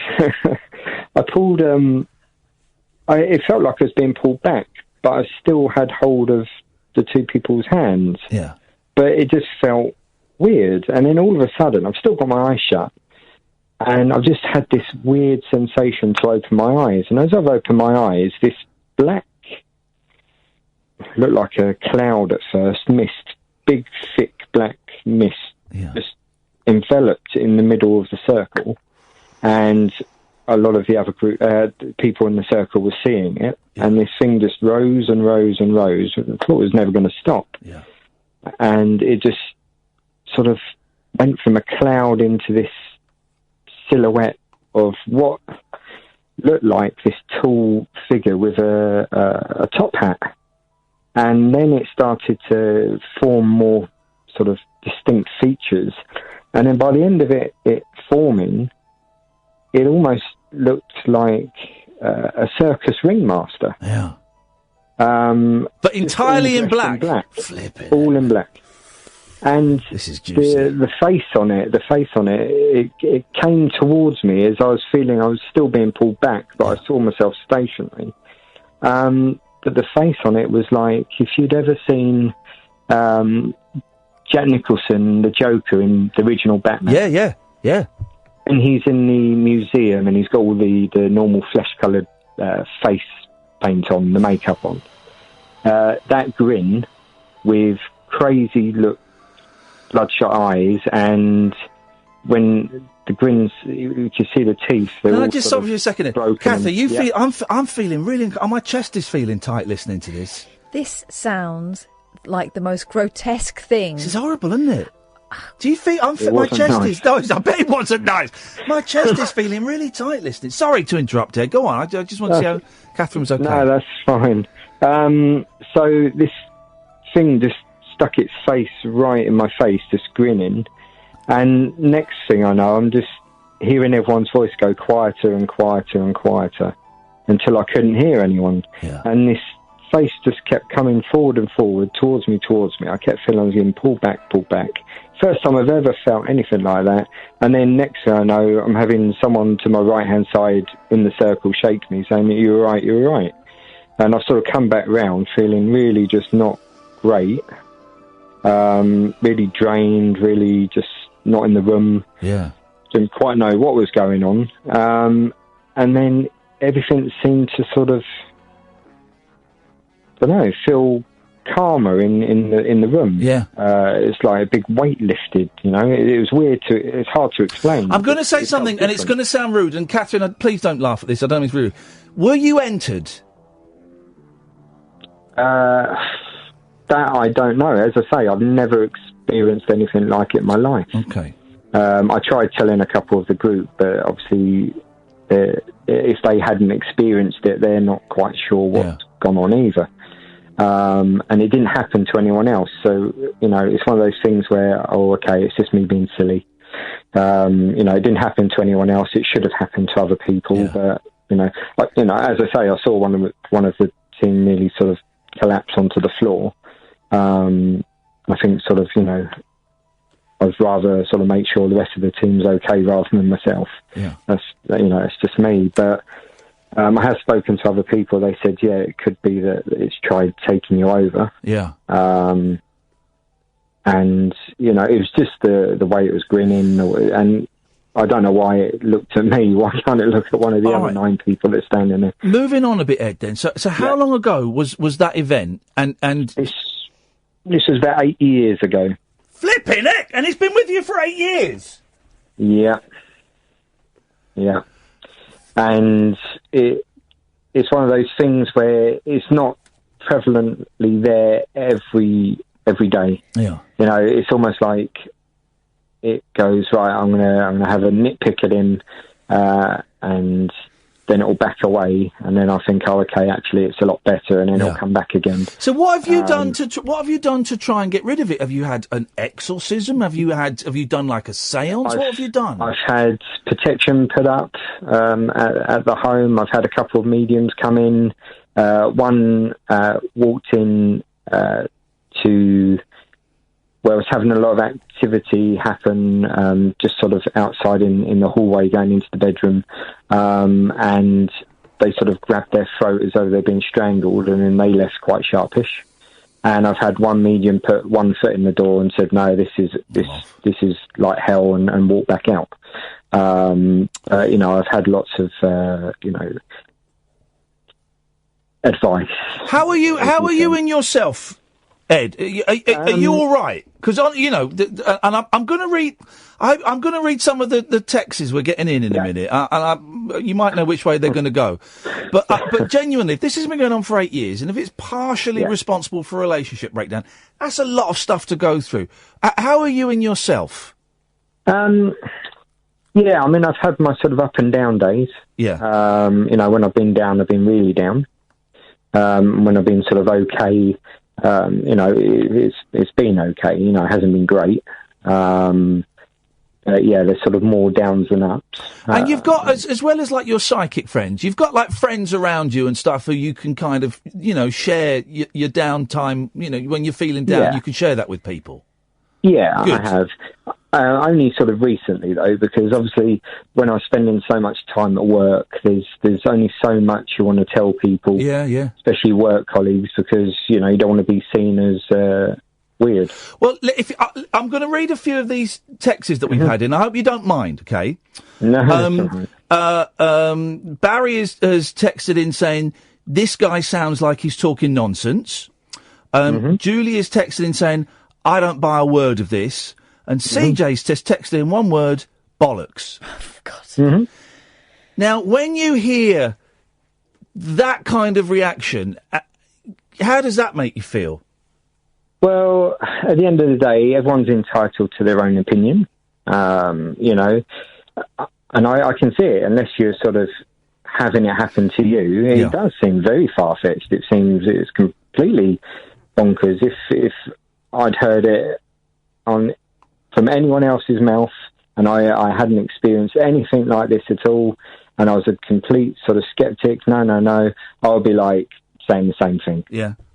It's until you've been in that position, then, everyone's entitled to their opinion, but, Ed, listen, stay there. I've got to do some more ads. When we get back, I'm going to have a séance for a laugh in a few weeks, and I wouldn't mind some tips. Wouldn't mind some tips. And also, we'll give, if you want to give the business a plug as well, we can do all that. If you've got any links or places you want people to go to. I'm loving this. I'm speaking to Ed Booker. He's been followed by a 7-foot ghostly ringmaster. This is the Late Night Alternative. I'm Iain Lee. That's Katherine Boyle. This is Talk Radio. Unmissable late night radio with the original king of unconventional conversation. Make contact with Iain Lee. The Late Night Alternative with Iain Lee on Talk Radio. We've got Ed Booker on. Ed, I'm really enjoying chatting to you. I noticed an intake of breath when I told you that I'm buying a house and I'm hopefully moving there 5-6 weeks. And I'm going to have a séance. I was thinking of having a séance, getting a Ouija board off Amazon, inviting Katherine, inviting my friends Scott Balcony, Dredge and Dan to come round and stream it live. Because we can't do a séance on the radio, Ed. The law is we can't do it, right? So I was going to stream it on my YouTube channel. But you sucked in your breath. Or maybe it was the ringmaster sucked in your breath. No, it was definitely Ed, because I heard it. Go on, tell me why, Ed. Go on. Well... The trouble is, if you start dabbling, and I know firsthand, if you start dabbling with that type of thing, and you hear it time and time again off people as well that have had bad experiences, and you don't quite know what to do, how to do it. It can end badly. You're asking for things to come in. Even if we're just doing it for a laugh. Or I just... Yeah. Wow, yeah, okay. Because if you get... Doesn't matter who you get in. If you ask for anyone to come in, then anyone or anything will come in. It's an open house. I'd read somewhere that you have to bathe yourself in white light. You have to imagine yourself bathed in white light, and that will stop evil spirits. Is that not? It's not as simple as that.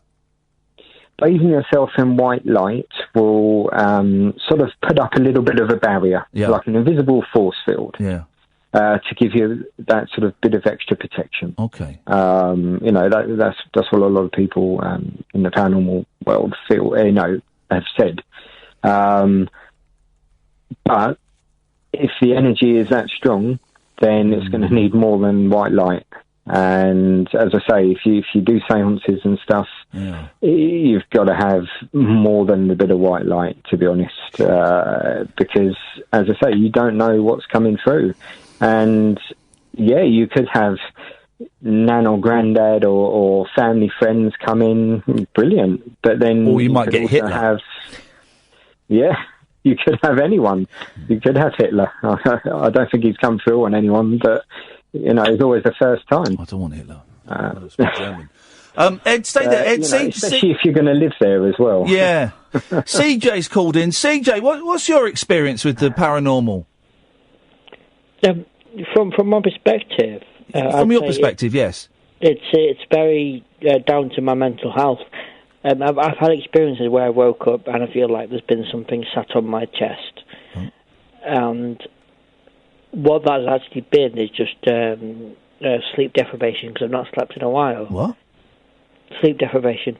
Hang on a minute. So you felt like something sat on your chest, but you just said, I've got a hole in your story. You just said you woke up, and then you talked about sleep deprivation. Well, you've had sleep. Well, when you go into sleep, yeah, you can have REM sleep, and then you can have the sleep where you're sort of semi-awake. And the sleep I usually have... Semi-sleep, yeah. Is usually sort of laying down. Right. And then suddenly I'm like, oh, hello, what's going on here? Yep. And it's I'm not getting this sort of REM sleep. Right. And the problem is, when you don't get the REM sleep, and the rapid eye movement sleep, you can feel like you're in a state of So psychosis. are you there's one of two things you're asking for here. You're either asking for advice on how to sleep, and I don't know if Ed can provide that. No, or you're telling Ed that he's just tired. Yeah, that's what I'm trying to Wow. Ed. I mean, with respect to Ed, I don't want to be insulting to him. I don't like insulting people, but I think what he's saying is a load of bollocks. Well, that's not very... CJ, come on, that's not very respectful. I'm sorry. Hang on a minute. All right, let's give Ed the right to reply. Ed, you're just tired. Sorry, Ed. You're just tired, Ed. Yeah, I know what CJ's saying. It's a hypno-pompic and hypnagogic state. Yeah. When I have these experiences, I'm not asleep. I'm awake. Yeah. How do you know that? When you wake up and when you're sleeping, you're not really sure where you are at when you wake up. When you're in a dream state... What? You're not sure if you're awake or not. When you're having a dream, you don't know you're dreaming. I'm sorry. So when I'm standing with 10 other people, and I'm not asleep, and when I'm standing with... Hang on, CJ, let him speak. Come on, you come back in a minute, don't worry. When I'm standing with 30 members of the public, I'm definitely not in my pyjamas and sleeping. I'm standing there. CJ, you know. The same as me. You know, CJ, right? I know what you mean. Sometimes when I'm asleep, I think I'm awake, but then I wake up and I know I was asleep. But every time I'm awake, I know I'm awake. See? Yeah. I know what he means, though. I do know what CJ means, is that point of, your eyes are just opening and your mind's still sort of in the sleep mode. So anything that you're to see in that sort of maybe a 5-minute window it could be where your mind's still adjusting from your sleep. I completely understand that. I'm also a hypnotherapist, so I know all about how the brain works. Let's go to Marie Ann. Hi. Hello, Marie Ann.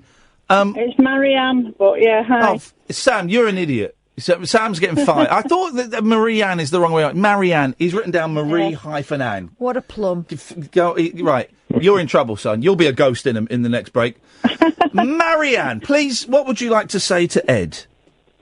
Well, I'm a medium, and I see and hear spirit, and not everybody understands it. I feel it's a bit like riding a bike. If you've not had the experience, then it's hard to explain. Yeah. It is.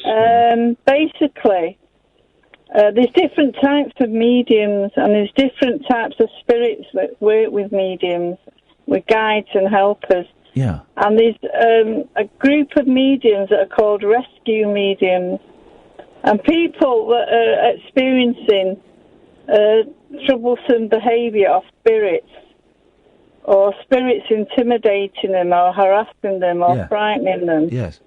They know how to deal with them, and I've been in with some cleansings myself, and what takes place, the person that's experiencing all the problems will have a medium come and give them healing, send out healing rays to them, healing. Like a sort of spiritual wet wipe of the then soul. What happens is the mediums sit round, the rescue mediums sit round in a circle. Yeah.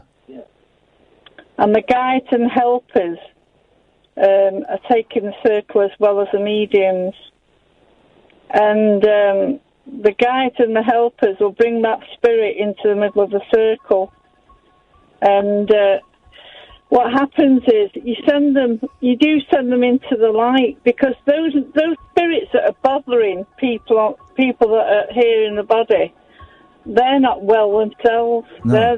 They might have had a bad life or a bad life experience, even if it was hundreds of years ago. Ed, does what Marianne... They're spirits, so they need the healing as well. And you guide them into the light. Ed. And what we did, we all visualised this lift. Yeah. And we got the spirit to go into the lift and send it into the light, and we asked the healing spirits to come around and guide it away. Yeah. And that person never had any problems with it. The astral elevator. Marianne, let me just interrupt for a second. Ed, does what Marianne is saying, have you tried that kind of thing? Yeah, no, as I say, I've done clearances before, and what she's saying is right. Yeah, it definitely works.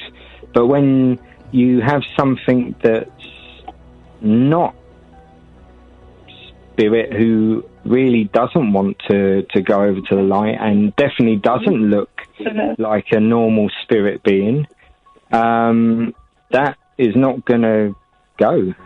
That's going to want to stay. And that doesn't exist. It's got to go, because it's more powerful spirits than them. It can't stay. It can't stay. It's impossible. Well, Ed's saying it's possible, and it's happened, Marianne. Well, if he believes, you see, it's like us in the body. If we say we can't do something, or something's going to bother us, then it will bother us, because if his mind says you are going to go and it's going to stop and you're not welcome, and also you say, I want you gone, go in the name of God. You don't say, go, I want you to go, because they won't go. In the name of Jesus, I compel you to leave! Exactly. Did that work, Ed? Because it's Jesus that's asking him, and it's God that's asking him, it's not you. Yes. Hey, Marianne, listen, I've really enjoyed chatting to you. Call again, it'll be nice to chat, but we're kind of out of time. Ed, you mentioned that you've got a little business, how patronising, but you do stuff with members of the public. If people want to find out more, where can they go to? So they can either get us on our Facebook page. I've also got a website. It's Ghost Hosts Events UK. Ghost Hosts Events UK. That's right. Yeah. Beautiful. And people can come and stop by and say hi. And I just want to, obviously thank you guys for having me on. And also, I just have to, let everyone know that everyone's opinions are always validated, no matter what your beliefs are. I'm not here to change people's beliefs. I'm not here to change people's outcomes. I know what I know. Yeah. I know people have seen what they've seen. I know that I'm not mad because they've seen it. And, I don't just, I've tried everything to get it to go. Yeah. I've tried talking to the Almighty and nothing, and it's one of those things where I'm having to live with it. Ed, listen, really. I appreciate you sharing your story and your experience with us, and anytime you want to come on, brother, you'd be very, very welcome. Thanks so much for your time, Ed. Thanks very much. Cheers, mate. There we go. What a nice bloke, Ed Booker. What a lovely, lovely bloke. Thank you for that, Ed. I enjoyed that a lot. Some good calls as well there, and I like the fact that. He must be used to it. People going, "This is rubbish, mate. Jog on." But I like the fact he put forward his argument. He didn't get angry. Didn't get. It's like, well, no, this is my experience. Yeah. Sorry, you disagree with it. And what a story! Yay, isn't it though? Isn't it? We'll take some calls. 0344 499 1000. This is Talk Radio. Experience the unconventional. Hello. The unpredictable. Don't you think that's a bit weird? And the completely unorthodox. It was my birthday. With rule-free Iain Lee. I was just trying to generate a bit of content. The Late Night Alternative with Iain Lee. Hate alarm clock. Hate going to work. On Talk Radio. Wow. Well, those last hour and 50 minutes have been completely different from what we normally do. I've enjoyed that. You can call in now, but we haven't got any more guests lined up, so you can call in. You'll speak to Sam. You can call in about what you've heard. if you want to call Bullshine on Ed, or if you want to tell us your spooky stories. Always love hearing spooky stories. Like I said, if you enjoyed that, Howard Hughes on a Sunday night, 3 hours of that stuff. All different kinds of stuff he covers, not just ghosts. It's all kind of stuff. It's a really good listen. And the show before that, 7 till 10, is Bob Mills. I saw Bob Mills yesterday or the day before. I went, all right, Bob. And he clearly didn't recognise me. I went, it's Iain Lee. Oh, right, Iain, how you doing, mate? How you doing? Didn't recognise me. But it's a good listen. 7 till 10, Bob Mills on a Sunday at night, and then 10 till 1, it's Howard Hughes. 6 hours of great radio. And what I tend to do is I tend to get in sort of about 8, half 8 on a Sunday, and I listen to the last hour and a half of Bob, and then I'll put my phone on like a timer, so it goes off after an hour, and I fall asleep listening to Howard Hughes. Perfect. Enjoyed that. Thank you, guys. 0344 499 1000. So me and Katherine went out for dinner tonight. Because it's payday, and I thought I would treat him. Yeah, we go. We went to Wagamama's along the South Bank. Very busy. We sat outside, right by the window. Catherine's got her back to the window. I've got my front to the window. And we're enjoying some lovely food from the Wagamama's. And at my 2 o'clock, Catherine's 7 o'clock, in the restaurant, there were 2 women sat opposite a man, and the 2 women just kept staring at me. And so he's talking to me, but in his eye line over my left shoulder, there's these 2 people, like, looking as if they're looking at the monkeys in the zoo. But they was, that's a little bit. All right, the monkey in the zoo. Okay. Couldn't see me. Yeah, we go. Because if they did, they would have seen your hairy gorilla. So, a bit below the belt, and a bit above it as well. Don't talk about my hairy gorilla. There we go. We're all doing the jokes these days, but mine are funnier. But also, so they were like for the last, and I noticed this for the last 15 minutes of the meal, 20 minutes. Yeah. There was pointing. That's the worst. There was pointing.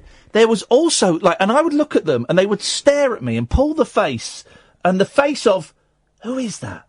Who is that? Who is that? They were mouthing stuff. Yeah. And then their mate, friend, who was sat opposite them, who had his back to us, would turn round and look. And I'm going to Katherine, right, there's people who are here, your 7 o'clock, my 2 o'clock. She couldn't work out what the clock was, so she thought they were at my 7 o'clock. So anyway, I was being polite, going, don't turn around and look. Don't turn around. And it was going on for so long, and towards the end I'm going, do you know what? Just turn around and stare at them, please. Honestly, it's about 20 minutes, right? And the last 10 minutes I was getting really annoyed, because it made me feel uncomfortable. You were eating. Yeah, made me feel really uncomfortable. And they're pointing and they're getting their phones out and they're looking on their phones and jeez. And then we were waiting for the bill, and I could see them sort of nudging each other and saying, "Go on." I was thinking, oh God, they're going to come out and ask who I am.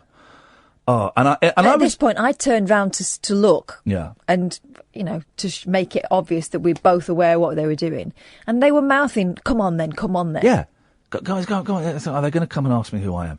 And I was, honestly, I was really uncomfortable. For the last 10 minutes, I was very uncomfortable. And I was thinking, I'm going to tell them to F off and tell them to get some... Just staring. It's rude. We've all... Listen, I'm not that famous, but we've all been in restaurants with famous people. And you might do a subtle flipping, look over there, it's Michael Payne, or whatever. I'll put myself... But that's it. There's no pointing and... But let's take the you've been on telly thing out of it. How would you feel if you were sitting, eating your dinner, and people were obviously talking about you? And staring at you, and it went on for the whole time. And here's the thing, I don't mind getting recognised. I find it uncomfortable, but I don't mind. And I don't mind people coming up. I don't mind people coming up to me when I'm eating and just saying, I enjoyed it. I probably won't do a picture when I'm eating. Certainly don't appreciate it when I'm with my kids. But I don't mind. I don't mind, right? But this was really annoying me. And so then we're paying, and one of them gets up and comes out, and I was going, Kath, one of them's coming. And you went, yeah, she's not, is she? I said, yeah, one of them is coming. And she came over, and she said, I'm not convinced at that stage she knew my name. She said, oh, listen, I'm sorry to disturb you, but, and I'm thinking, you're going to ask me who I am. Because I'm sorry to disturb you, but look, I'm in there with my friends, and it's like our 40th birthday, and we're doing 40 and 40, and what that means is we've set ourselves 40 crazy challenges to do, like going up the Thames on a speedboat. There was something else that wasn't particularly crazy, and she said, and one of them is to kiss a celebrity.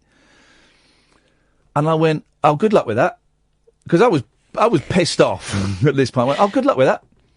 And I started to get up. She went, oh, no, can I just be on the... It can just be on the cheek if you want. I went, nah, don't think so. If you want. Yeah, it can just be on the cheek if you want. I went, nah, I don't think so. She went, oh... Can I get a picture? I went, no, good luck. And I walked off, and I must admit I left you there a little bit. Did she say anything to you when I walked off? She was sort of muttering, oh, well, thanks anyway. Because I'll be honest, you know... But who... If she'd have come up and said, look, if she'd have come up after the meal and hadn't been staring and said, look, can I get a selfie? Yeah, of course you can. But I just thought it was really inappropriate to ask for a kiss and then say, oh, it can be on the cheek if you want. And imagine if I had seen... Men... Imagine if you saw a famous woman. You wouldn't go up to her and say, look, I'm with my mates and we're doing this little dare thing. Can I give you a quick kiss? On the cheek if you want. If you want? You wouldn't say that to a woman. I know it's different for a man. But I don't think it's that different for a man. I thought it was really, really cheeky. Katherine could have been my wife. I mean, if it had been my wife... She hates me getting recognised anyway. She hates people coming up going, is your husband off the telly? Why don't you ask him? So if it had been my wife, that would have been, you know, it would have been a very tense situation. It could have been a tense situation anyway. They didn't know what we were talking about over dinner. We could have been having a really serious conversation. I'm not convinced they knew my name. Anyway, so I kind of walked off and I was steaming a bit. But after about 10 minutes, we walked it off and Kath talked me back down. And I was very polite. Oh, yeah, just need to kiss a celebrity. Oh, good luck with that. You didn't even say it like that. You said, good luck with that, you know. Oh, did it? Was it a bit more resigned? A bit more resigned. And so I just thought, well, first of all, I'd love your opinion, dear listener. Was I being an arse to do that? I'm very happy with the decision I made, okay? And it's not like I need to hunt these people down and go and apologise. I could hunt them down because one of them has just tweeted me literally 10 minutes ago. And it's a picture, well, it's the picture of the two women. One of them is flicking the V's at me. The other one is flicking the V's but has her tongue through it. Now, that's a vagina. That's a cunnilingus thing. So maybe I missed out. I don't know. But the other one is flicking the V's. And the caption, we only asked for a kiss, Iain. # misery. # grumps. # 40 and 40. Okay, # most of us turn 40 without having to involve everybody else. I mean, and grow up. Do you know what? They seem like nice ladies, but well, it made me feel... I didn't like...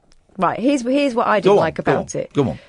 The way they made you feel uncomfortable... Yeah, and it did make me feel uncomfortable. And the way now they are following up suggests to me that your instincts were right and that they, it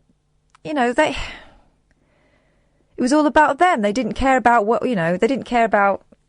what they were walking into the situation. It's all about them. And I know they're the birthday girls and they get to choose today, but they're not 4. No, just here's also, as your friend, I was really proud of you for not people pleasing because... Yeah, it would have been easy to go... It would have been easy to go, oh, go on then, quick one on the cheek, go on.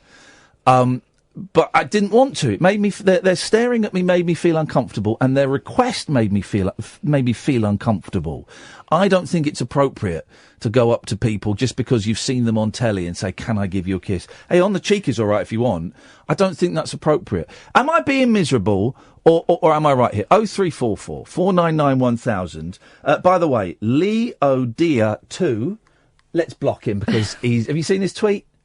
From I don't think I can see his tweets, if you know what I mean. Oh, you muted him? Well, block him, because I'm not having that, mate. I'm not having you saying that about my mate. You're blocked. This is Talk Radio. The Late Night Alternative with Iain Lee on Talk Radio. We have ways of making you talk. Sometimes life may feel like it's sucking you up, but it's not. It may just be you sucking. Sometimes life may feel just like you're losing the race, but you're not. You're just letting everyone else win. Sometimes it feels like everyone's being a dick, but they're not. It's just you being a dick to everyone. So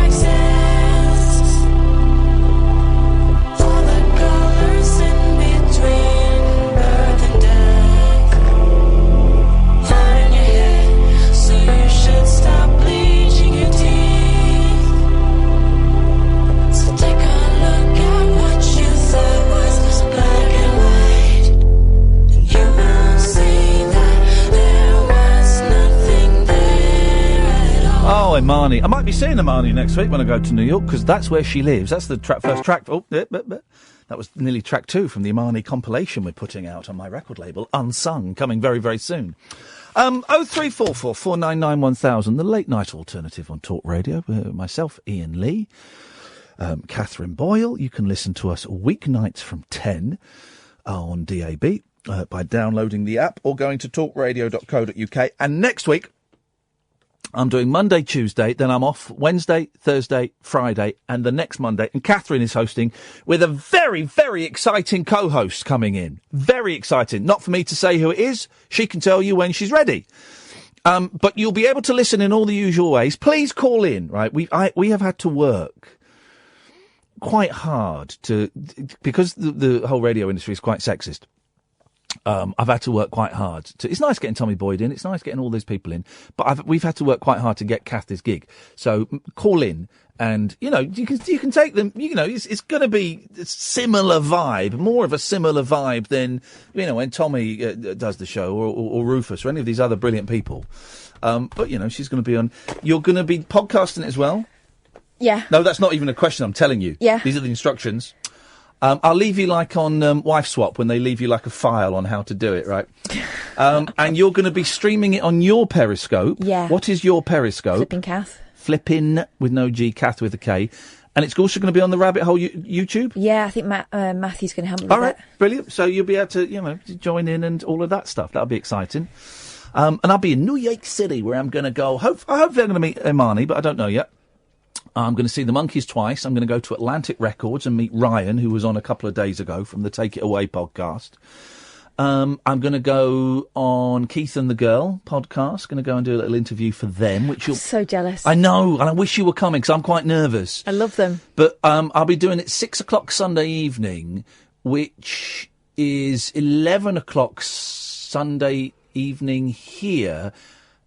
6, 7, 11 o'clock Sunday evening here, and I think they stream video of it live, don't they? So you can watch. They put it on Facebook, I think. Yeah, so you'll be able to watch. I'll tweet, or I'm not really tweeting at the moment, but I might tweet that link so you can watch that, and if you miss it, you can listen to it next week. They are filthy and they are fast. Oh, and they're so sweary. But also Keith is wrong. He is wrong about Jumanji. What's wrong? I've been having these milk substitutes. Yes. Well, this one's particularly cloudy. Was that the one I gave you? Because that was to be sent off to the doctors. That was not. Let's go to Paul. Good evening, Paul. Good evening, monsieur, madame. Good evening, mademoiselle. Voilà et voici. Ah, You're welcome. You're welcome. What you got? Yes. No, I was calling. You were talking about celebrity stalking and staring and stuff. Well, and yes, I don't know if I call it stalking, but yes, rudeness, manners, yes, lack of manners. Indeed, yes. Little anecdote. Myself and my good lady, now wife, then girlfriend, we just parted company with a couple of friends of ours. And it was the first time I brought her to this country, so we were kind of telling the story of how we met and everything for about the 50 millionth time. Yes. And we're walking back to the train station, as you do. I looked down to avoid stepping in things, and she was looking up, and suddenly I was getting elbows in the shoulder, and she was telling me, "That's Colin Firth. That's Colin Firth." Oh. And this guy, along with two other guys, had just passed us. Yeah. So we stopped. I turned around and followed him for a little while, whilst trying to decipher whether or not the individual was in fact Colin Firth. Yes. And you sound like a copper. You sound like a copper in court. Well, I followed the individual, was trying to decipher if indeed it was actually the actor and performer, Mr. Colin Firth. Indeed, yes. Indeed, yes. Continue. And what happened? Yeah, he turned to the side. I could hear the voice, and I thought, that's Colin Firth. That's Firth. So I ran up behind him. And I said, "Excuse me, I'm terribly sorry. Terribly sorry to disturb you, but would you mind?" And as soon as I started talking to him, Sue, my girlfriend at the time, now wife, just started screaming and jumping up and down. It was the most hilarious thing. Why? Wait on. Why? Because why? Because she was getting horny for him. You hadn't even considered that possibility, but now it's been put out there. You're going, It's not even a possibility. We're Yeah, talking about quite Colin Firth here. possibly. We all know what's going on. Indeed, yes. But so she got excited. But how? Because that's quite cute. The running up behind him's a little bit weird, actually, Paul. They're That is- following him for some time. Yes. Yes. Well, I say sometime.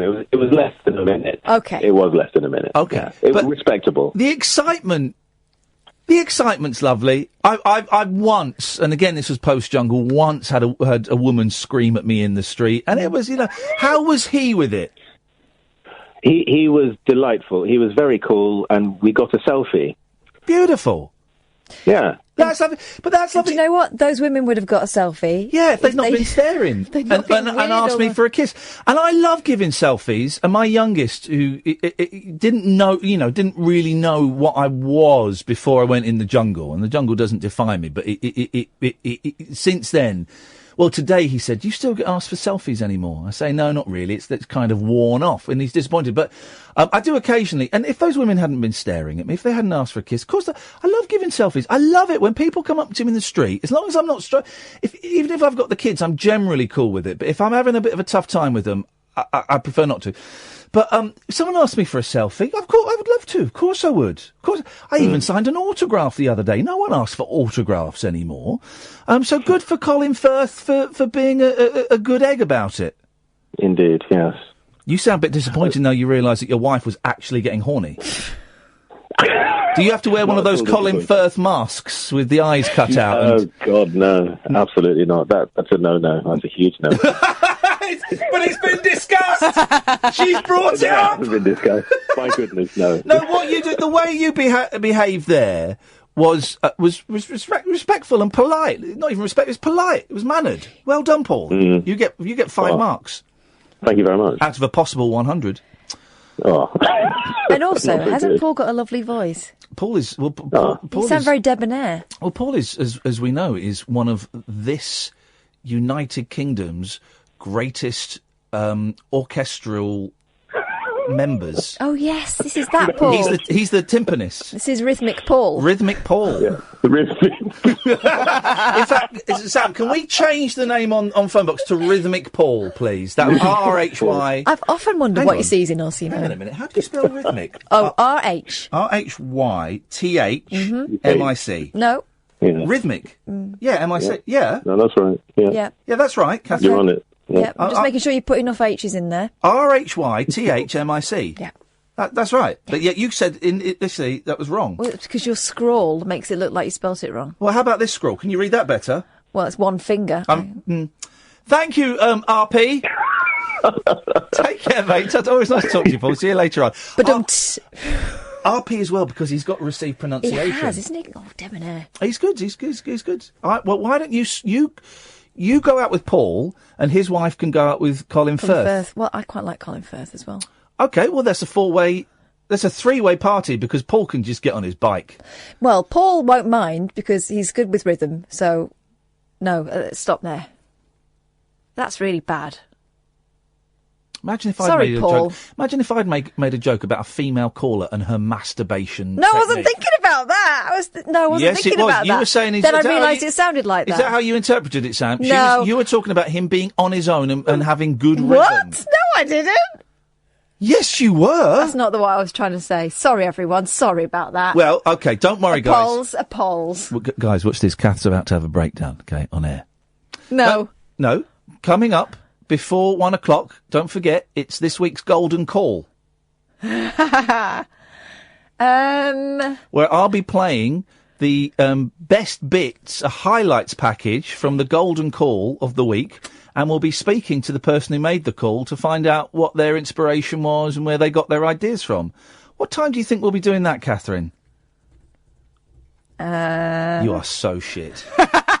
The late-night lip service for lovers, loners, and lounge lizards. Well, where exactly is your accent from? The Late Night Alternative with Iain Lee I've forgotten your name already, excuse me. on Talk Radio. 03444991000. It's Martin Kellner tonight at 1 o'clock, tonight and tomorrow night at 1 o'clock. But we've got another 40-odd minutes or so. You're very welcome to call us about anything. Could you keep the noise down over there? What are you doing? Ripping up the notes that you were writing because you wrote a very rude word. Yeah, I did, actually. Don't want anyone reading that. Good evening, Jackie. Hello, Ian. Hi, Kath. Hello. Looking forward to your show, darling. Thank you. That's very kind. Okay, I've still got two and a third more shows to go, Jackie. And so I just always temper... look forward to... Yeah, and you know I'm always here, Ian. Okay, but just temper throw in a bone there, temper Jackie. the excitement. Make him feel happy. Please stop talking about bones and female callers. Temper your excitement. I'll try. Yes. I'll try. Okay. What would you like to say, Jackie? Yeah, just that last caller, beautiful voice. I'm known now on YouTube as the posh plastic scouser. Oh. Apparently, they all like my voice. There you go. What, the posh what, Scouser? Plastic Scouser. Oh, plastic Scouser, of course, because you're from the Wirral. I am from the Wirral, yes. Yes. There you go. Yeah, it was just a reference to the people who came to interrupt you while you were having your meal. Niels, was I mean?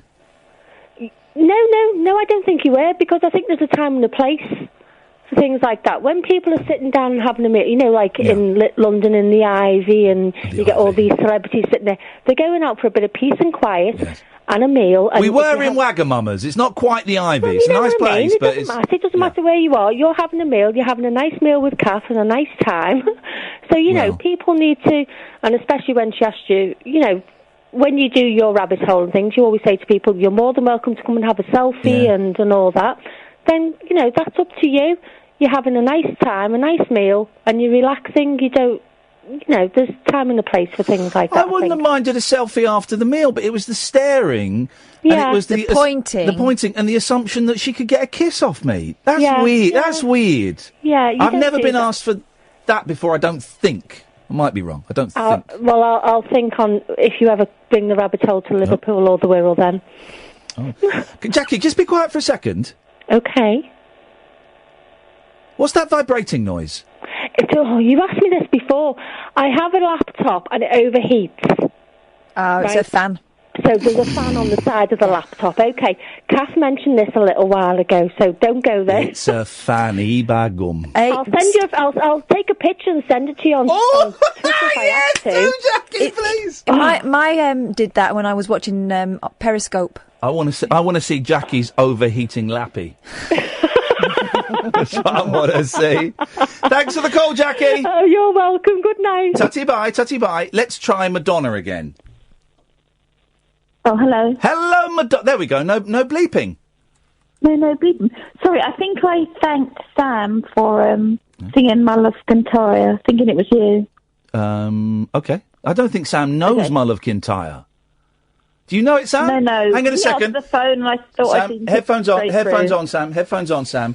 Let's put this boy to the test. Bearing in mind he didn't even know who Cilla Black was. I hate doing that age thing. Oh, they don't know. I don't like. I think that's unfair. It's just the way it is. But let's put him to the test. He just mouths he knows My Love Kintyre. Well, Sam, in a way. All right, in a way. No, because I only know it because there's a football song that uses the same tune. Cough it up, Madonna. It might be a piano. Flipping heck. Yes, The whole orchestra coming out there. Well, Sam is going to serenade us with My Love Kintyre. I can do the tune. Go on then. If that counts. Yeah. So da da da da da da da da. Right, now that first bit, da, da, da, da, change that to My Love Kintyre. My Love Kintyre. Oh, mist rolling in from the sea. He knows it! He knows it! And now I'm out. There we go, he's out. Why don't you sing it to us, Madonna? No, because I was really impressed. I actually don't know all the words. I only know the chorus. My Love Kintyre, oh, Only falling in from the sea. My desire is... Anyway, Ian, I phoned you up because I don't have a ghost story per se, but I did have a very weird experience with a clairvoyant. How I found out my dad had died. Oh, yeah, go on. Okay, so I hadn't seen him since I was 13, so we'd had The clairvoyant? No, my dad's... So we'd had a 13-year gap. Right. And then we didn't really get on. So anyway, one day my sister phoned and she said she'd gone to a clairvoyant recently. Yeah. And that the clairvoyant had told her that she'd seen a headstone in Ireland. So the first thing I just thought was my dad. So, I don't know. I mean, she does tend to embellish things, but she said for some reason, she decided to call the police. I don't know why. Hang on, she called the police because a psychic had told her something? Well, I can only relay the story she told to me. Yeah. But she does tend to embellish things. But anyway, she she phoned the police. I'm just relaying stories that's told to me. Okay. And they told her that somehow they located him in the hospice. Yeah. And all I know is that from my side, once she told me that message, I called the hospice. Yeah. So I don't really know what had happened before, how the clairvoyant bit had gone on. But I spoke to a nurse, asked for my dad, and she asked me who I was. Yeah. So I told her, I said, I'm his daughter. And then she told me he just died 3 hours earlier. Oh, flipping heck. And that is, I mean, I don't know about my sister. She's a little bit crazy. But I just know from my side, that's what happened. She told me. I called the number she'd given me, and that's what, they told me my dad had died. So I just thought, it was really crazy that I missed him by 3 hours. Flipping heck, man. How did that make you feel as a person? Well, we were estranged, but obviously I was devastated. Yeah, it's still upsetting, isn't it? Yeah. Blimey. I mean, it's been a long time now, quite a few years have passed, but that is how I found out. And, So, but have you ever gone to a psychic, Madonna? And I have. Go on. I used to go to spiritualist churches a lot. Oh, no, I'd like to do a spiritualist church. Yeah, go on. What happened? Okay, well, I just don't rate them that much because you get sorry, I've still got bronchitis, so my voice is very husky. It's lovely. I know. It's got a touch of the frost drops about you. It's terrible, actually. Anyway, it doesn't matter. No, go on. What were you going to say? You're struggling a bit with it? No, I was going to say that I listened to my last time I called you the first time. Yeah. Yeah, my daughter had a little listen because I was cringing about it. Uh-oh. And she didn't recognise me. Oh, no! No, I didn't realise bronchitis had such an effect. Yeah. But anyway, it doesn't matter. Yeah. But anyway, I mean, yeah. Oh, okay. It's very, very hard to actually find a genuine medium. Yeah. Because they all talk almost themselves up. They all think they don't they exist. all think they're... yeah. It's very, very rare. And even if you do meet a really good one, what they tell you is not really very useful. I don't think, Madonna, I don't think that mediums work. I don't think it works. I don't think they can do it. Because I've said so many times, come on here and tell me something that only, I would know. Go. And no one can. We had that lovely lady on. Sorry, were we boring you, Kath? No, go on. We had that lovely lady on a few weeks ago who invited me to go and put the willies up with her. Mm-hmm. Sorry, Kath, have you got somewhere else you'd rather be? No, carry on. Sorry, I was just up very early this morning. You know why. Anyway, go on. Yeah. And that sounds weird. No, not that. Yeah, I do know why. What? But I also know that you're paid to be here. I'm sorry, Madonna, just give me a second. I am here. Physically, you're here. Yeah. But actually, Ed's 7-foot ghost is more present tonight than you are. Mm. And that's it. Flipping it. It's just you and me, Madonna. It's just you and me. That's okay. Do you know what? Usually Kath is very funny, I have to say. Tonight, though, she's been really off the ball, hasn't she? Well, it's nearly 1 o'clock and she's tired. Yeah, exactly. Yeah, the show goes on until 1 o'clock. I can't use that excuse. There's only 35 minutes to go. I'm a bit tired, so the last bit's going to be rubbish. Out, that's okay. When I feel a bit tired, Madonna, I have to just push right through it to the end of the show. Gosh. Usually she's on the ball and she's very funny, and I don't actually think you could do it without her. Right, thanks for calling, Madonna. Goodbye. Unbelievable. I'm going to unfollow her on Instagram. I like her. It's just sad about her cough, isn't it? What are you going to do next week then? When I'm a bit tired and have you not announced who your co-host is? No. Shall I? No, it's up to you. I'm not. So I was wondering if you're going to do it next week. If you're going to wait until the first show on Wednesday. I don't know how to do this showbiz stuff. Do I reveal it? Do I just spill the beans? Can I give you one tip? Yeah. Get rid of the attitude. Can't. Okay. Genetic. Think we're beginning to see why 3CR took you off air. Think we're just getting to see Couldn't handle it. Couldn't handle a proper woman. Couldn't. Yes, they could. They had Jan on the front desk. Now, 0344 499 1000 is the telephone number. This, dear listener, is the Late Night Alternative with Iain Lee on Talk Radio. The Late Night Alternative with Iain Lee on Talk Radio. We'll get you talking. Paul has just sent in a picture of his missus with Colin Firth. They make a lovely couple. They really do. The right heights. Yeah. Colin's got a very cheeky grin, right? And I don't want to be disrespectful to Paul, right? But your wife is fit. No wonder Colin was so happy to have his picture taken. Can't believe I said another man's wife. Things I've done tonight that I wish I hadn't, as soon as I did it. Said that Paul's wife is fit and done a Paul McCartney impression to Denny Laine, you know. Denny Laine didn't mind. He didn't mind at all. Yeah. Paul does, but never mind. Well, so... He's going to beat you rhythmically. Here's the thing. Again, another... With his fists! So, I'm going to get Paul McCartney on the show. That's the plan, right? And I emailed the people in charge of Paul McCartney, the person in charge of Paul McCartney's PR. I thought you were going to say the person in charge of Paul McCartney. Well, yeah, he kind of is. And do you know what? The guy wrote back. And do you know what he said? Well, here's what he didn't say. He didn't say no. He said, thanks for this, Iain. I'll get back to you next week. Oh, ho, ho, ho. The real reason I want to meet Paul McCartney is because I've written some songs that I think he might quite like to do. They're kind of Beatlesy in a way, and I just think that that maybe he'd be interested in recording some of them. Here's one of them that I think Paul might be interested. This is for you, Paul.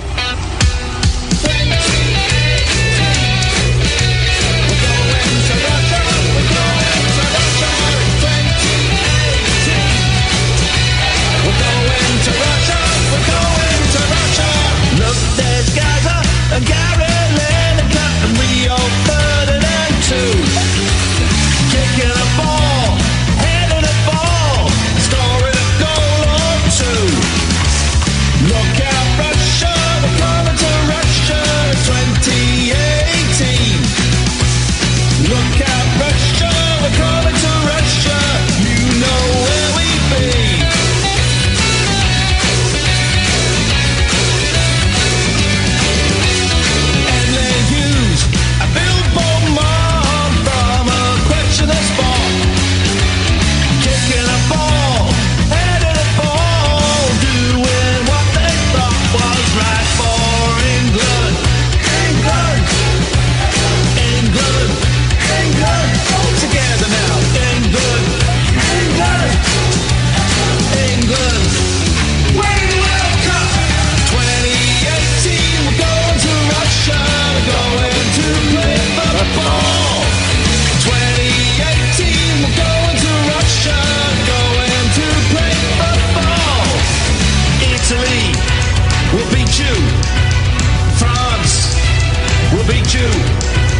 Germany will draw with you.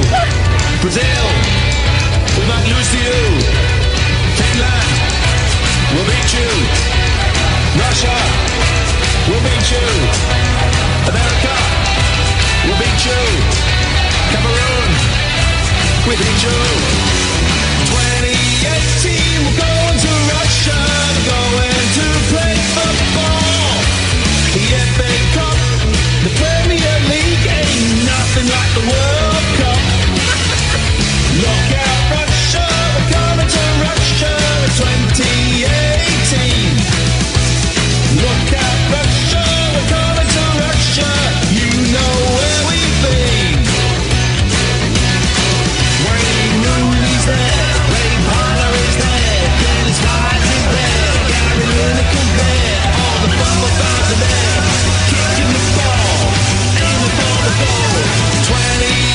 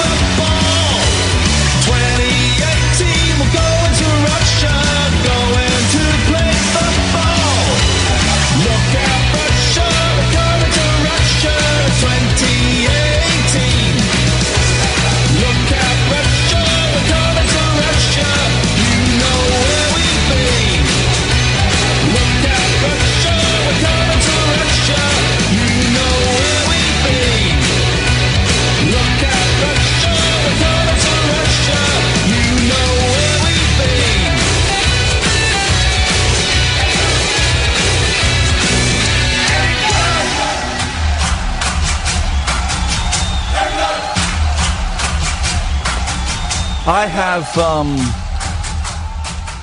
one issue with that. I don't think it's long enough. I don't think 4 minutes is long enough to tell the story of the World Cup 2018. Have you heard the CBeebies contribution? No. Oh, it's so good. I just have to say thank you to Rob for that, because Rob sweetened it a little bit in the studio. Rob Gorman sweetened it a little bit in the studio. Obviously, it's my creation. Rob sweetened it a little bit. Do you want to hear it? Yeah, go.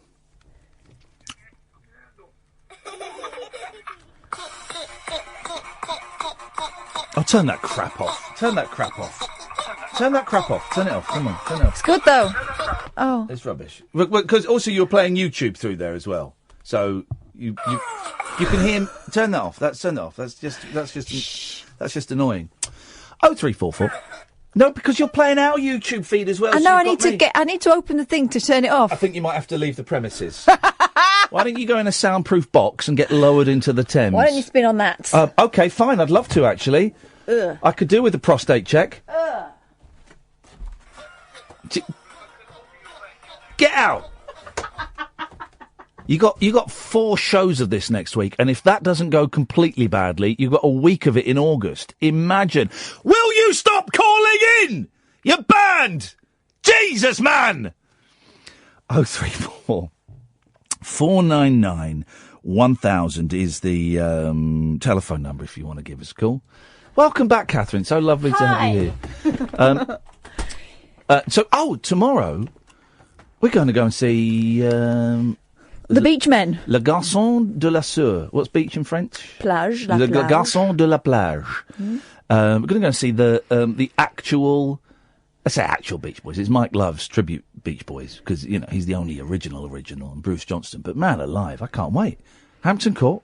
Going to take a little picnic basket and going to have a picnic and watch the flipping Beach Boys. How lovely is that? Thank you to my friend Sue who sorted that out. It's a delightful way to spend an evening. Yeah. Unfortunately, Catherine's coming with me. That was part of the deal. Well, I said if there are pork pies there, then I'll be there. Pork pie will be there. Let's go to Paul. Good evening, Paul. Yeah, hello, mate. You all right? I'm fine, Paul. How are you? Good. A bit of a technicality with your wonderful World Cup song. Go on, mate. What's the technicality, buddy? You said Bill Beaumont heads the football in. Bill Beaumont's a rugby player. I didn't say Bill Beaumont heads the football in. Yes, you did. No, I didn't. Emlyn Hughes and Bill Beaumont head the football. No, I didn't, mate. Mate, I didn't. My radio must be wrong then. Yeah, your radio and your life must be wrong. I apologise. You should apologise. I'm apologising. Right? Do you? Because I will play the whole thing again if you come want. on, no, we don't know what's that. Hang on.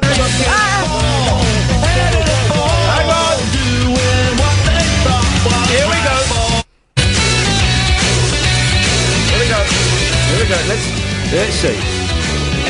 Hughes, Bill Beaumont, from a question of sport, kicking a ball, heading a ball. Oh no, he's right. I do say that. Yeah. I thought it was a full stop after that, and then it was But just also, describing the scene. at least Bill Beaumont's still alive.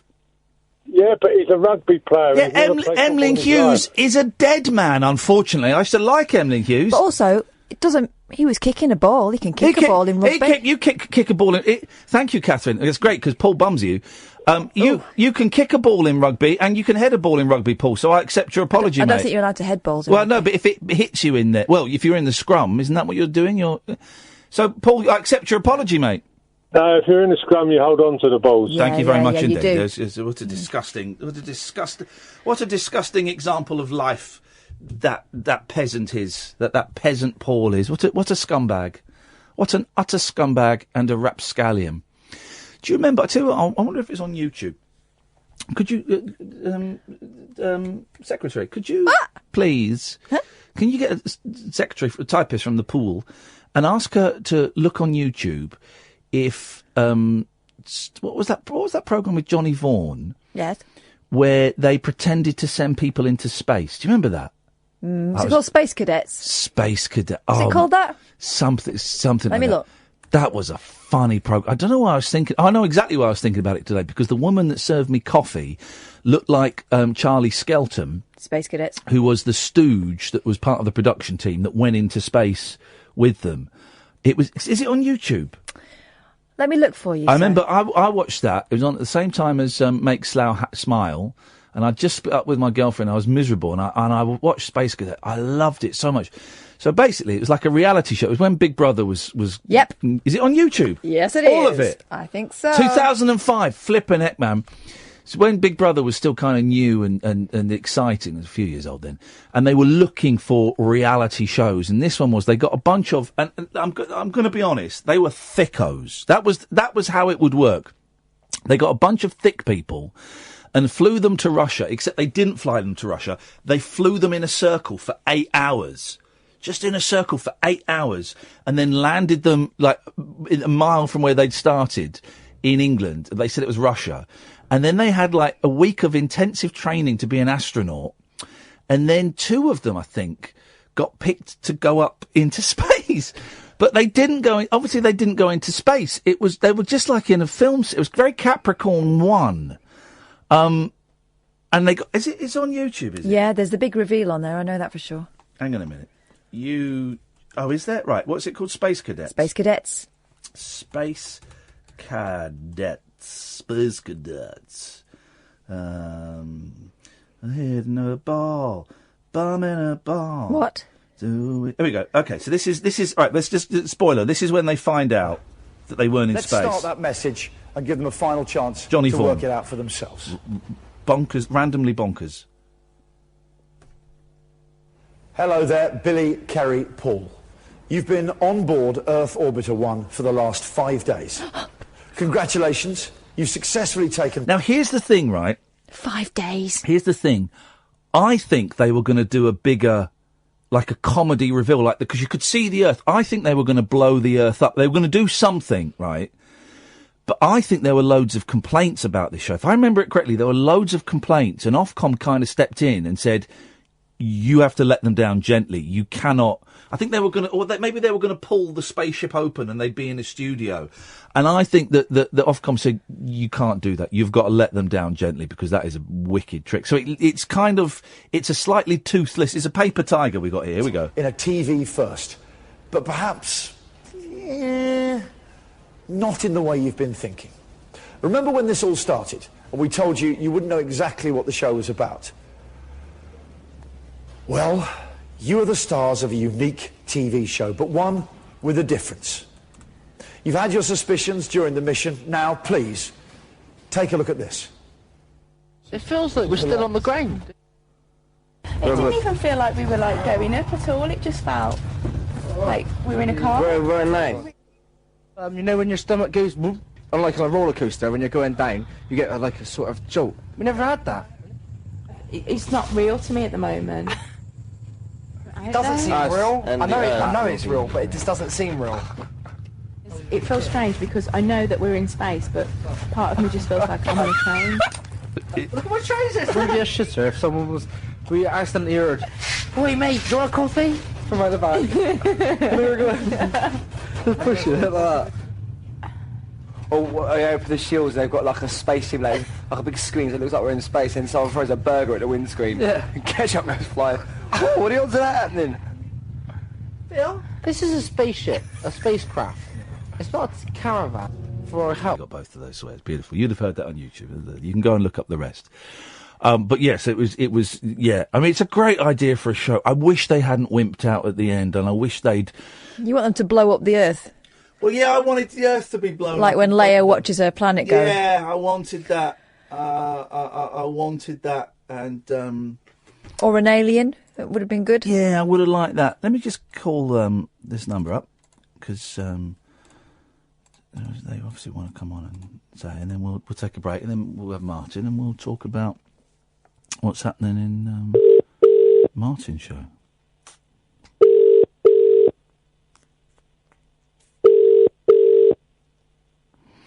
Kicking a ball, running. Are you producing me? Yeah. Hang up. He just got told off by Mum. This is the Late Night Alternative on Talk Radio. The Late Night Alternative with Iain Lee. On air and off the leash. On Talk Radio.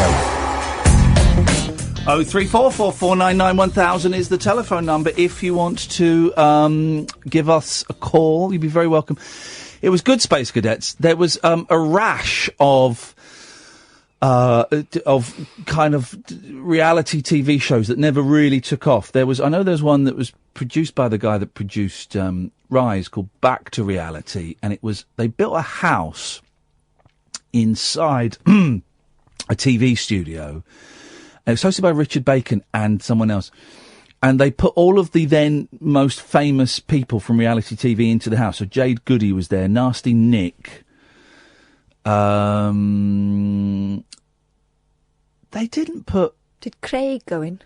No, I don't know if... He might have done. Google it, Back to Reality. Who was in there? I seem to remember They might have put that. Jane McDonald in there. Or the Jeremy Spake? Yeah, I think they might have done. Because there weren't really that many reality TV shows at the time. And also there's that thing where they started calling documentaries reality, which I always thought was a little bit lame. Right, so Catalina Girardo. Who? I think she was in... Wasn't she one of Chris Evans's... Don't forget your toothbrush. Yeah, women? she wore a jumpsuit, Yeah, yes. she was tall and beautiful. Craig Phillips, Jade Goody, James Hewitt, Josie Darby, Lizzie Bardley from Wife Swap. Okay. Do you remember her? Maureen Rees from Driving School. Oh, Mo! She couldn't drive, could she? No. Nick from Big Brother. Ricardo Ribeiro I think you from mean the Nasty Salon- Nick. Yeah. Ricardo, I like Ricardo. A Yeah. little flirt with Ricardo every now and then. Rick Waller. Sarah Koza, who was in something called Joe Millionaire, which wasn't it a load of women like The Bachelor? Yeah. But for this guy who was supposed to be a millionaire, But he wasn't a millionaire. He was just Joe Schmo. Yeah. Oh, God. And blimey. Yuri Geller. What? That's a Has weird... he been in I'm a Celebrity? Okay. Yeah, well, that's a weird old... it was boring. It was really boring. James Hewitt won it. God, it must have been boring. I don't think... Because they expected just their personalities would be enough to create sparks. But if I remember it correctly, it was really, really boring. Yuri Nothing Geller walked happened. out on day 7. Yeah, I vaguely remember that. I mean, rubbish, really. But now they do this. They call documentaries reality... It's reality TV. Or scripted reality. Those are the ones like Tower. Oh yeah, but those aren't documentaries, are they? Those are. I don't understand those shows, and that started with The Hills. Am I correct? Yeah, The Hills, and I don't really get what the point of that is. And Toff tried to explain it to me, and I know it's really popular. When my sister came and met me in the jungle, the second thing she said was, first thing she said was, "Is this where you get wood?" Second thing was, can you introduce me to Toff? But I don't understand it. I think what happens is, I've heard it explained a few times, and they're manipulated in that they'll be put in the same place as someone else, knowing that they're going to have a conversation, Yes. and they have actually had fallouts and stuff. And I think sometimes they are given scenarios. Yeah. So it's not fly on the wall. It's not a documentary. It's No, it's like a soap. It's a soap. I was going to say a play, but that would be inaccurate. 0344 499 1000. Oh, dearie me. There are a couple of people that we've told not to phone the show anymore. Yeah. And, mostly for their own good, to be honest. Yeah. It felt a little bit exploitative and also abusive towards us, and keeping phoning up isn't going to get the phone answered. But then again, these people don't listen to the show. Some of these ones that want to come on and do their thing, they don't listen to the show. So Father's Day on Sunday. Big up all the dads. This one's for all the dads out there, and I should be raising a glass of decaffeinated coffee to my dad because it's always a little bit crappy. And I shall probably have lunch bought for me by my boys, or I will probably buy lunch for my boys. But let them hold the card. Your kids like doing that, paying for the food. They like doing, yeah. I bought them purses for the first time yesterday. Wow. Yeah, because, my eldest went on a school trip to France today. Yeah, she yeah. only got back about an hour ago. Outrageous. Drunk as well. And she's what, 10? Drunk as a lord. They were allowed to take €20 Spend and it on only booze. €20. Yeah, booze cruise. It's legal over there. And she said, could I please have a purse? And it just occurred to me that this kid doesn't, she's never had to carry cash like the Queen. So I bought her a purse, and of course you can't buy one without the other. So they both got purses. Yeah. And they both feel like proper grown-up people. If you found your eldest daughter's diary, would you read it? No. What? Unless I was worried about her. If I found it, I would read it. Well, she's not your daughter. No, I know, but It'd that's be weird if you found it. What were you doing in a room? You sent me upstairs to get something, and I went into the wrong bedroom because you were ill. You had broken a I leg. think you were looking for my diary. That's You what I think. had broken your leg, and you couldn't get upstairs. And because I'm a great boss. I came round. In a second, I came round and visited you. And as I was going, I said, "Is there anything I can do?" And you said, "Yeah, could you go upstairs and could you get me and violate my daughter's privacy?" This book?" And I went, "Yeah, of course I would love to do that. Are you sure you're okay with me going upstairs? Because it's not really appropriate." And I said, "Well, what if I go in the wrong room?" And you went, "That's okay, because I trust you." So I would go upstairs, and I went into the wrong room, and I would found your daughter's diary, and I would read it. She would lock it. Oh, those locks on diaries you can break very, very easily. You just got to squeeze. She would know that you'd been. No, she can fix it back together Right. again. Okay. Interesting scenario. Bit concerned about how elaborate that was. Suppose I read it and it says, I owe Juan £1 million, and so I've got to do another drugs run. Which is 10. Yeah, exactly. That's a lot of debt to be in at 10. Are you saying that the reason the coach trip was late back wasn't because, and I'm quoting the text from the school, of illegal immigrants getting on the coaches in front of them? You're saying what happened actually was my 10-year-old daughter, 9 actually, 9-year-old daughter is some kind of drugs mule. 10. I don't know if you knew that. Yeah, she is. I would check how she's walking. God. Seriously, you hear about it. Well, actually, when she was apparently so tired when she got off the coach that she couldn't string a Package sentence might together. have burst in her gut. What a horrific thought. I know. And that's why you should let me read her diary. Okay. Oh, no, I won't read it. I won't let you read it because it's not PC. It's not PC. Well, yeah, but you're happy for a bag of cocaine or heroin to explode in your your daughter's gut. You're happy for that. But you know why she's bringing it back? It's for Juan. No, for your boys. They bullied her into it because they needed it. They said they were good for the money. Doesn't matter why she's bringing it back. The fact is, all right, my boys have got a heroin problem. She feels sorry for them. My boys have got a heroin problem. So what? It's a disease. The reason they got a heroin problem is because your daughter gave them free heroin to get them hooked. And they got hooked. Because of your daughter, your youngest daughter, actually. She's the pusher. The eldest daughter she would be. Is the dealer and the importer. She's the brains. And the youngest daughter... It's the muscle. The muscle, exactly. So it's your fault. She was asleep on the sofa. Oh, or was you she? know why? Or was she? She was jonesing. She was nodding out. She's jonesing. She can't wait for her sister to get back with the gear. Wow. And you wouldn't... This is all because you wouldn't let me read your daughter's diary. So you've got no one but yourself to blame. Wow. Just goes to show how quickly families can break down under these situations. Well, on that bombshell. And scene. Our children really are not involved with the drugs trade before you start calling the feds on us. He's our. Mine aren't. Don't forget, podcasts are plenty. There is the best of this show. Every day Katherine does a best of, manages to scrape together around about 30 minutes from this rubbish. You can get that by going to iTunes or Acast or your usual podcast provider.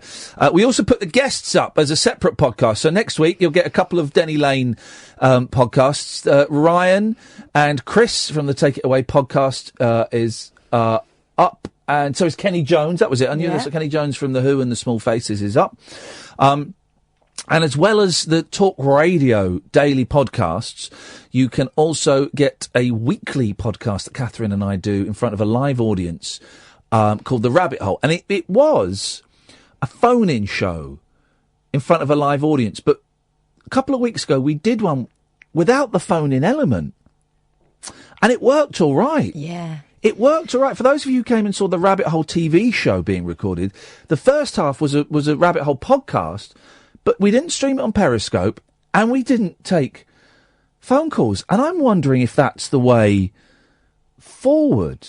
I don't know. Maybe we'll do a thing on Twitter. I don't know. I don't really care. I'm off Twitter. For now, I might be on it again tomorrow morning, but it's brought me nothing but misery and dealing with entitled people and all these kind of things. Anyway, you can get both those podcasts, the Best of Talk Radio, the Talk Radio guests, and The Rabbit Hole. If you go to iTunes, type in Iain Lee, Iainlee, Katherine Boyle, Talk Radio, Bishy Bashy Boshy, they will come up. Come on, in you come. Come on. Yeah, mostly the World Cup. Martin Kellner was gutted when he came into work tonight and went, oh, it's a great football match. Yeah. I bet it wasn't. It was football. It was brilliant, but I had to go and find people at Talk Sport to... Sorry, mate. To commune with. To measure your penis really with. Yeah, to measure my penis with. And it's come out at 6.5 inches. Well, yeah. Wowzers, they well done. That is... Thank you very much indeed. Twice the length Oh, of no, mine. hang on, sorry, centimetres. There we go. But, yeah, you got 30 seconds. What, just football, is it? No, it's not just football. We've got lots and lots of stuff. We're talking about Sajid Javid and him trying to take away the hostile atmosphere and all that stuff. So we've got a bit of politics. Yeah. We've got the Full English Breakfast Film Club. Oh, I saw that. They pop up on my feed here. Yeah, yes. Some crackers, actually. Yeah. So we're doing that. And Not Dead Yet is the brilliant Don Henley. Oh. The Eagles. There we go. I know it's all coming up at 1 o'clock. Yeah. We'll be back on Monday at 10 till then from us to talk.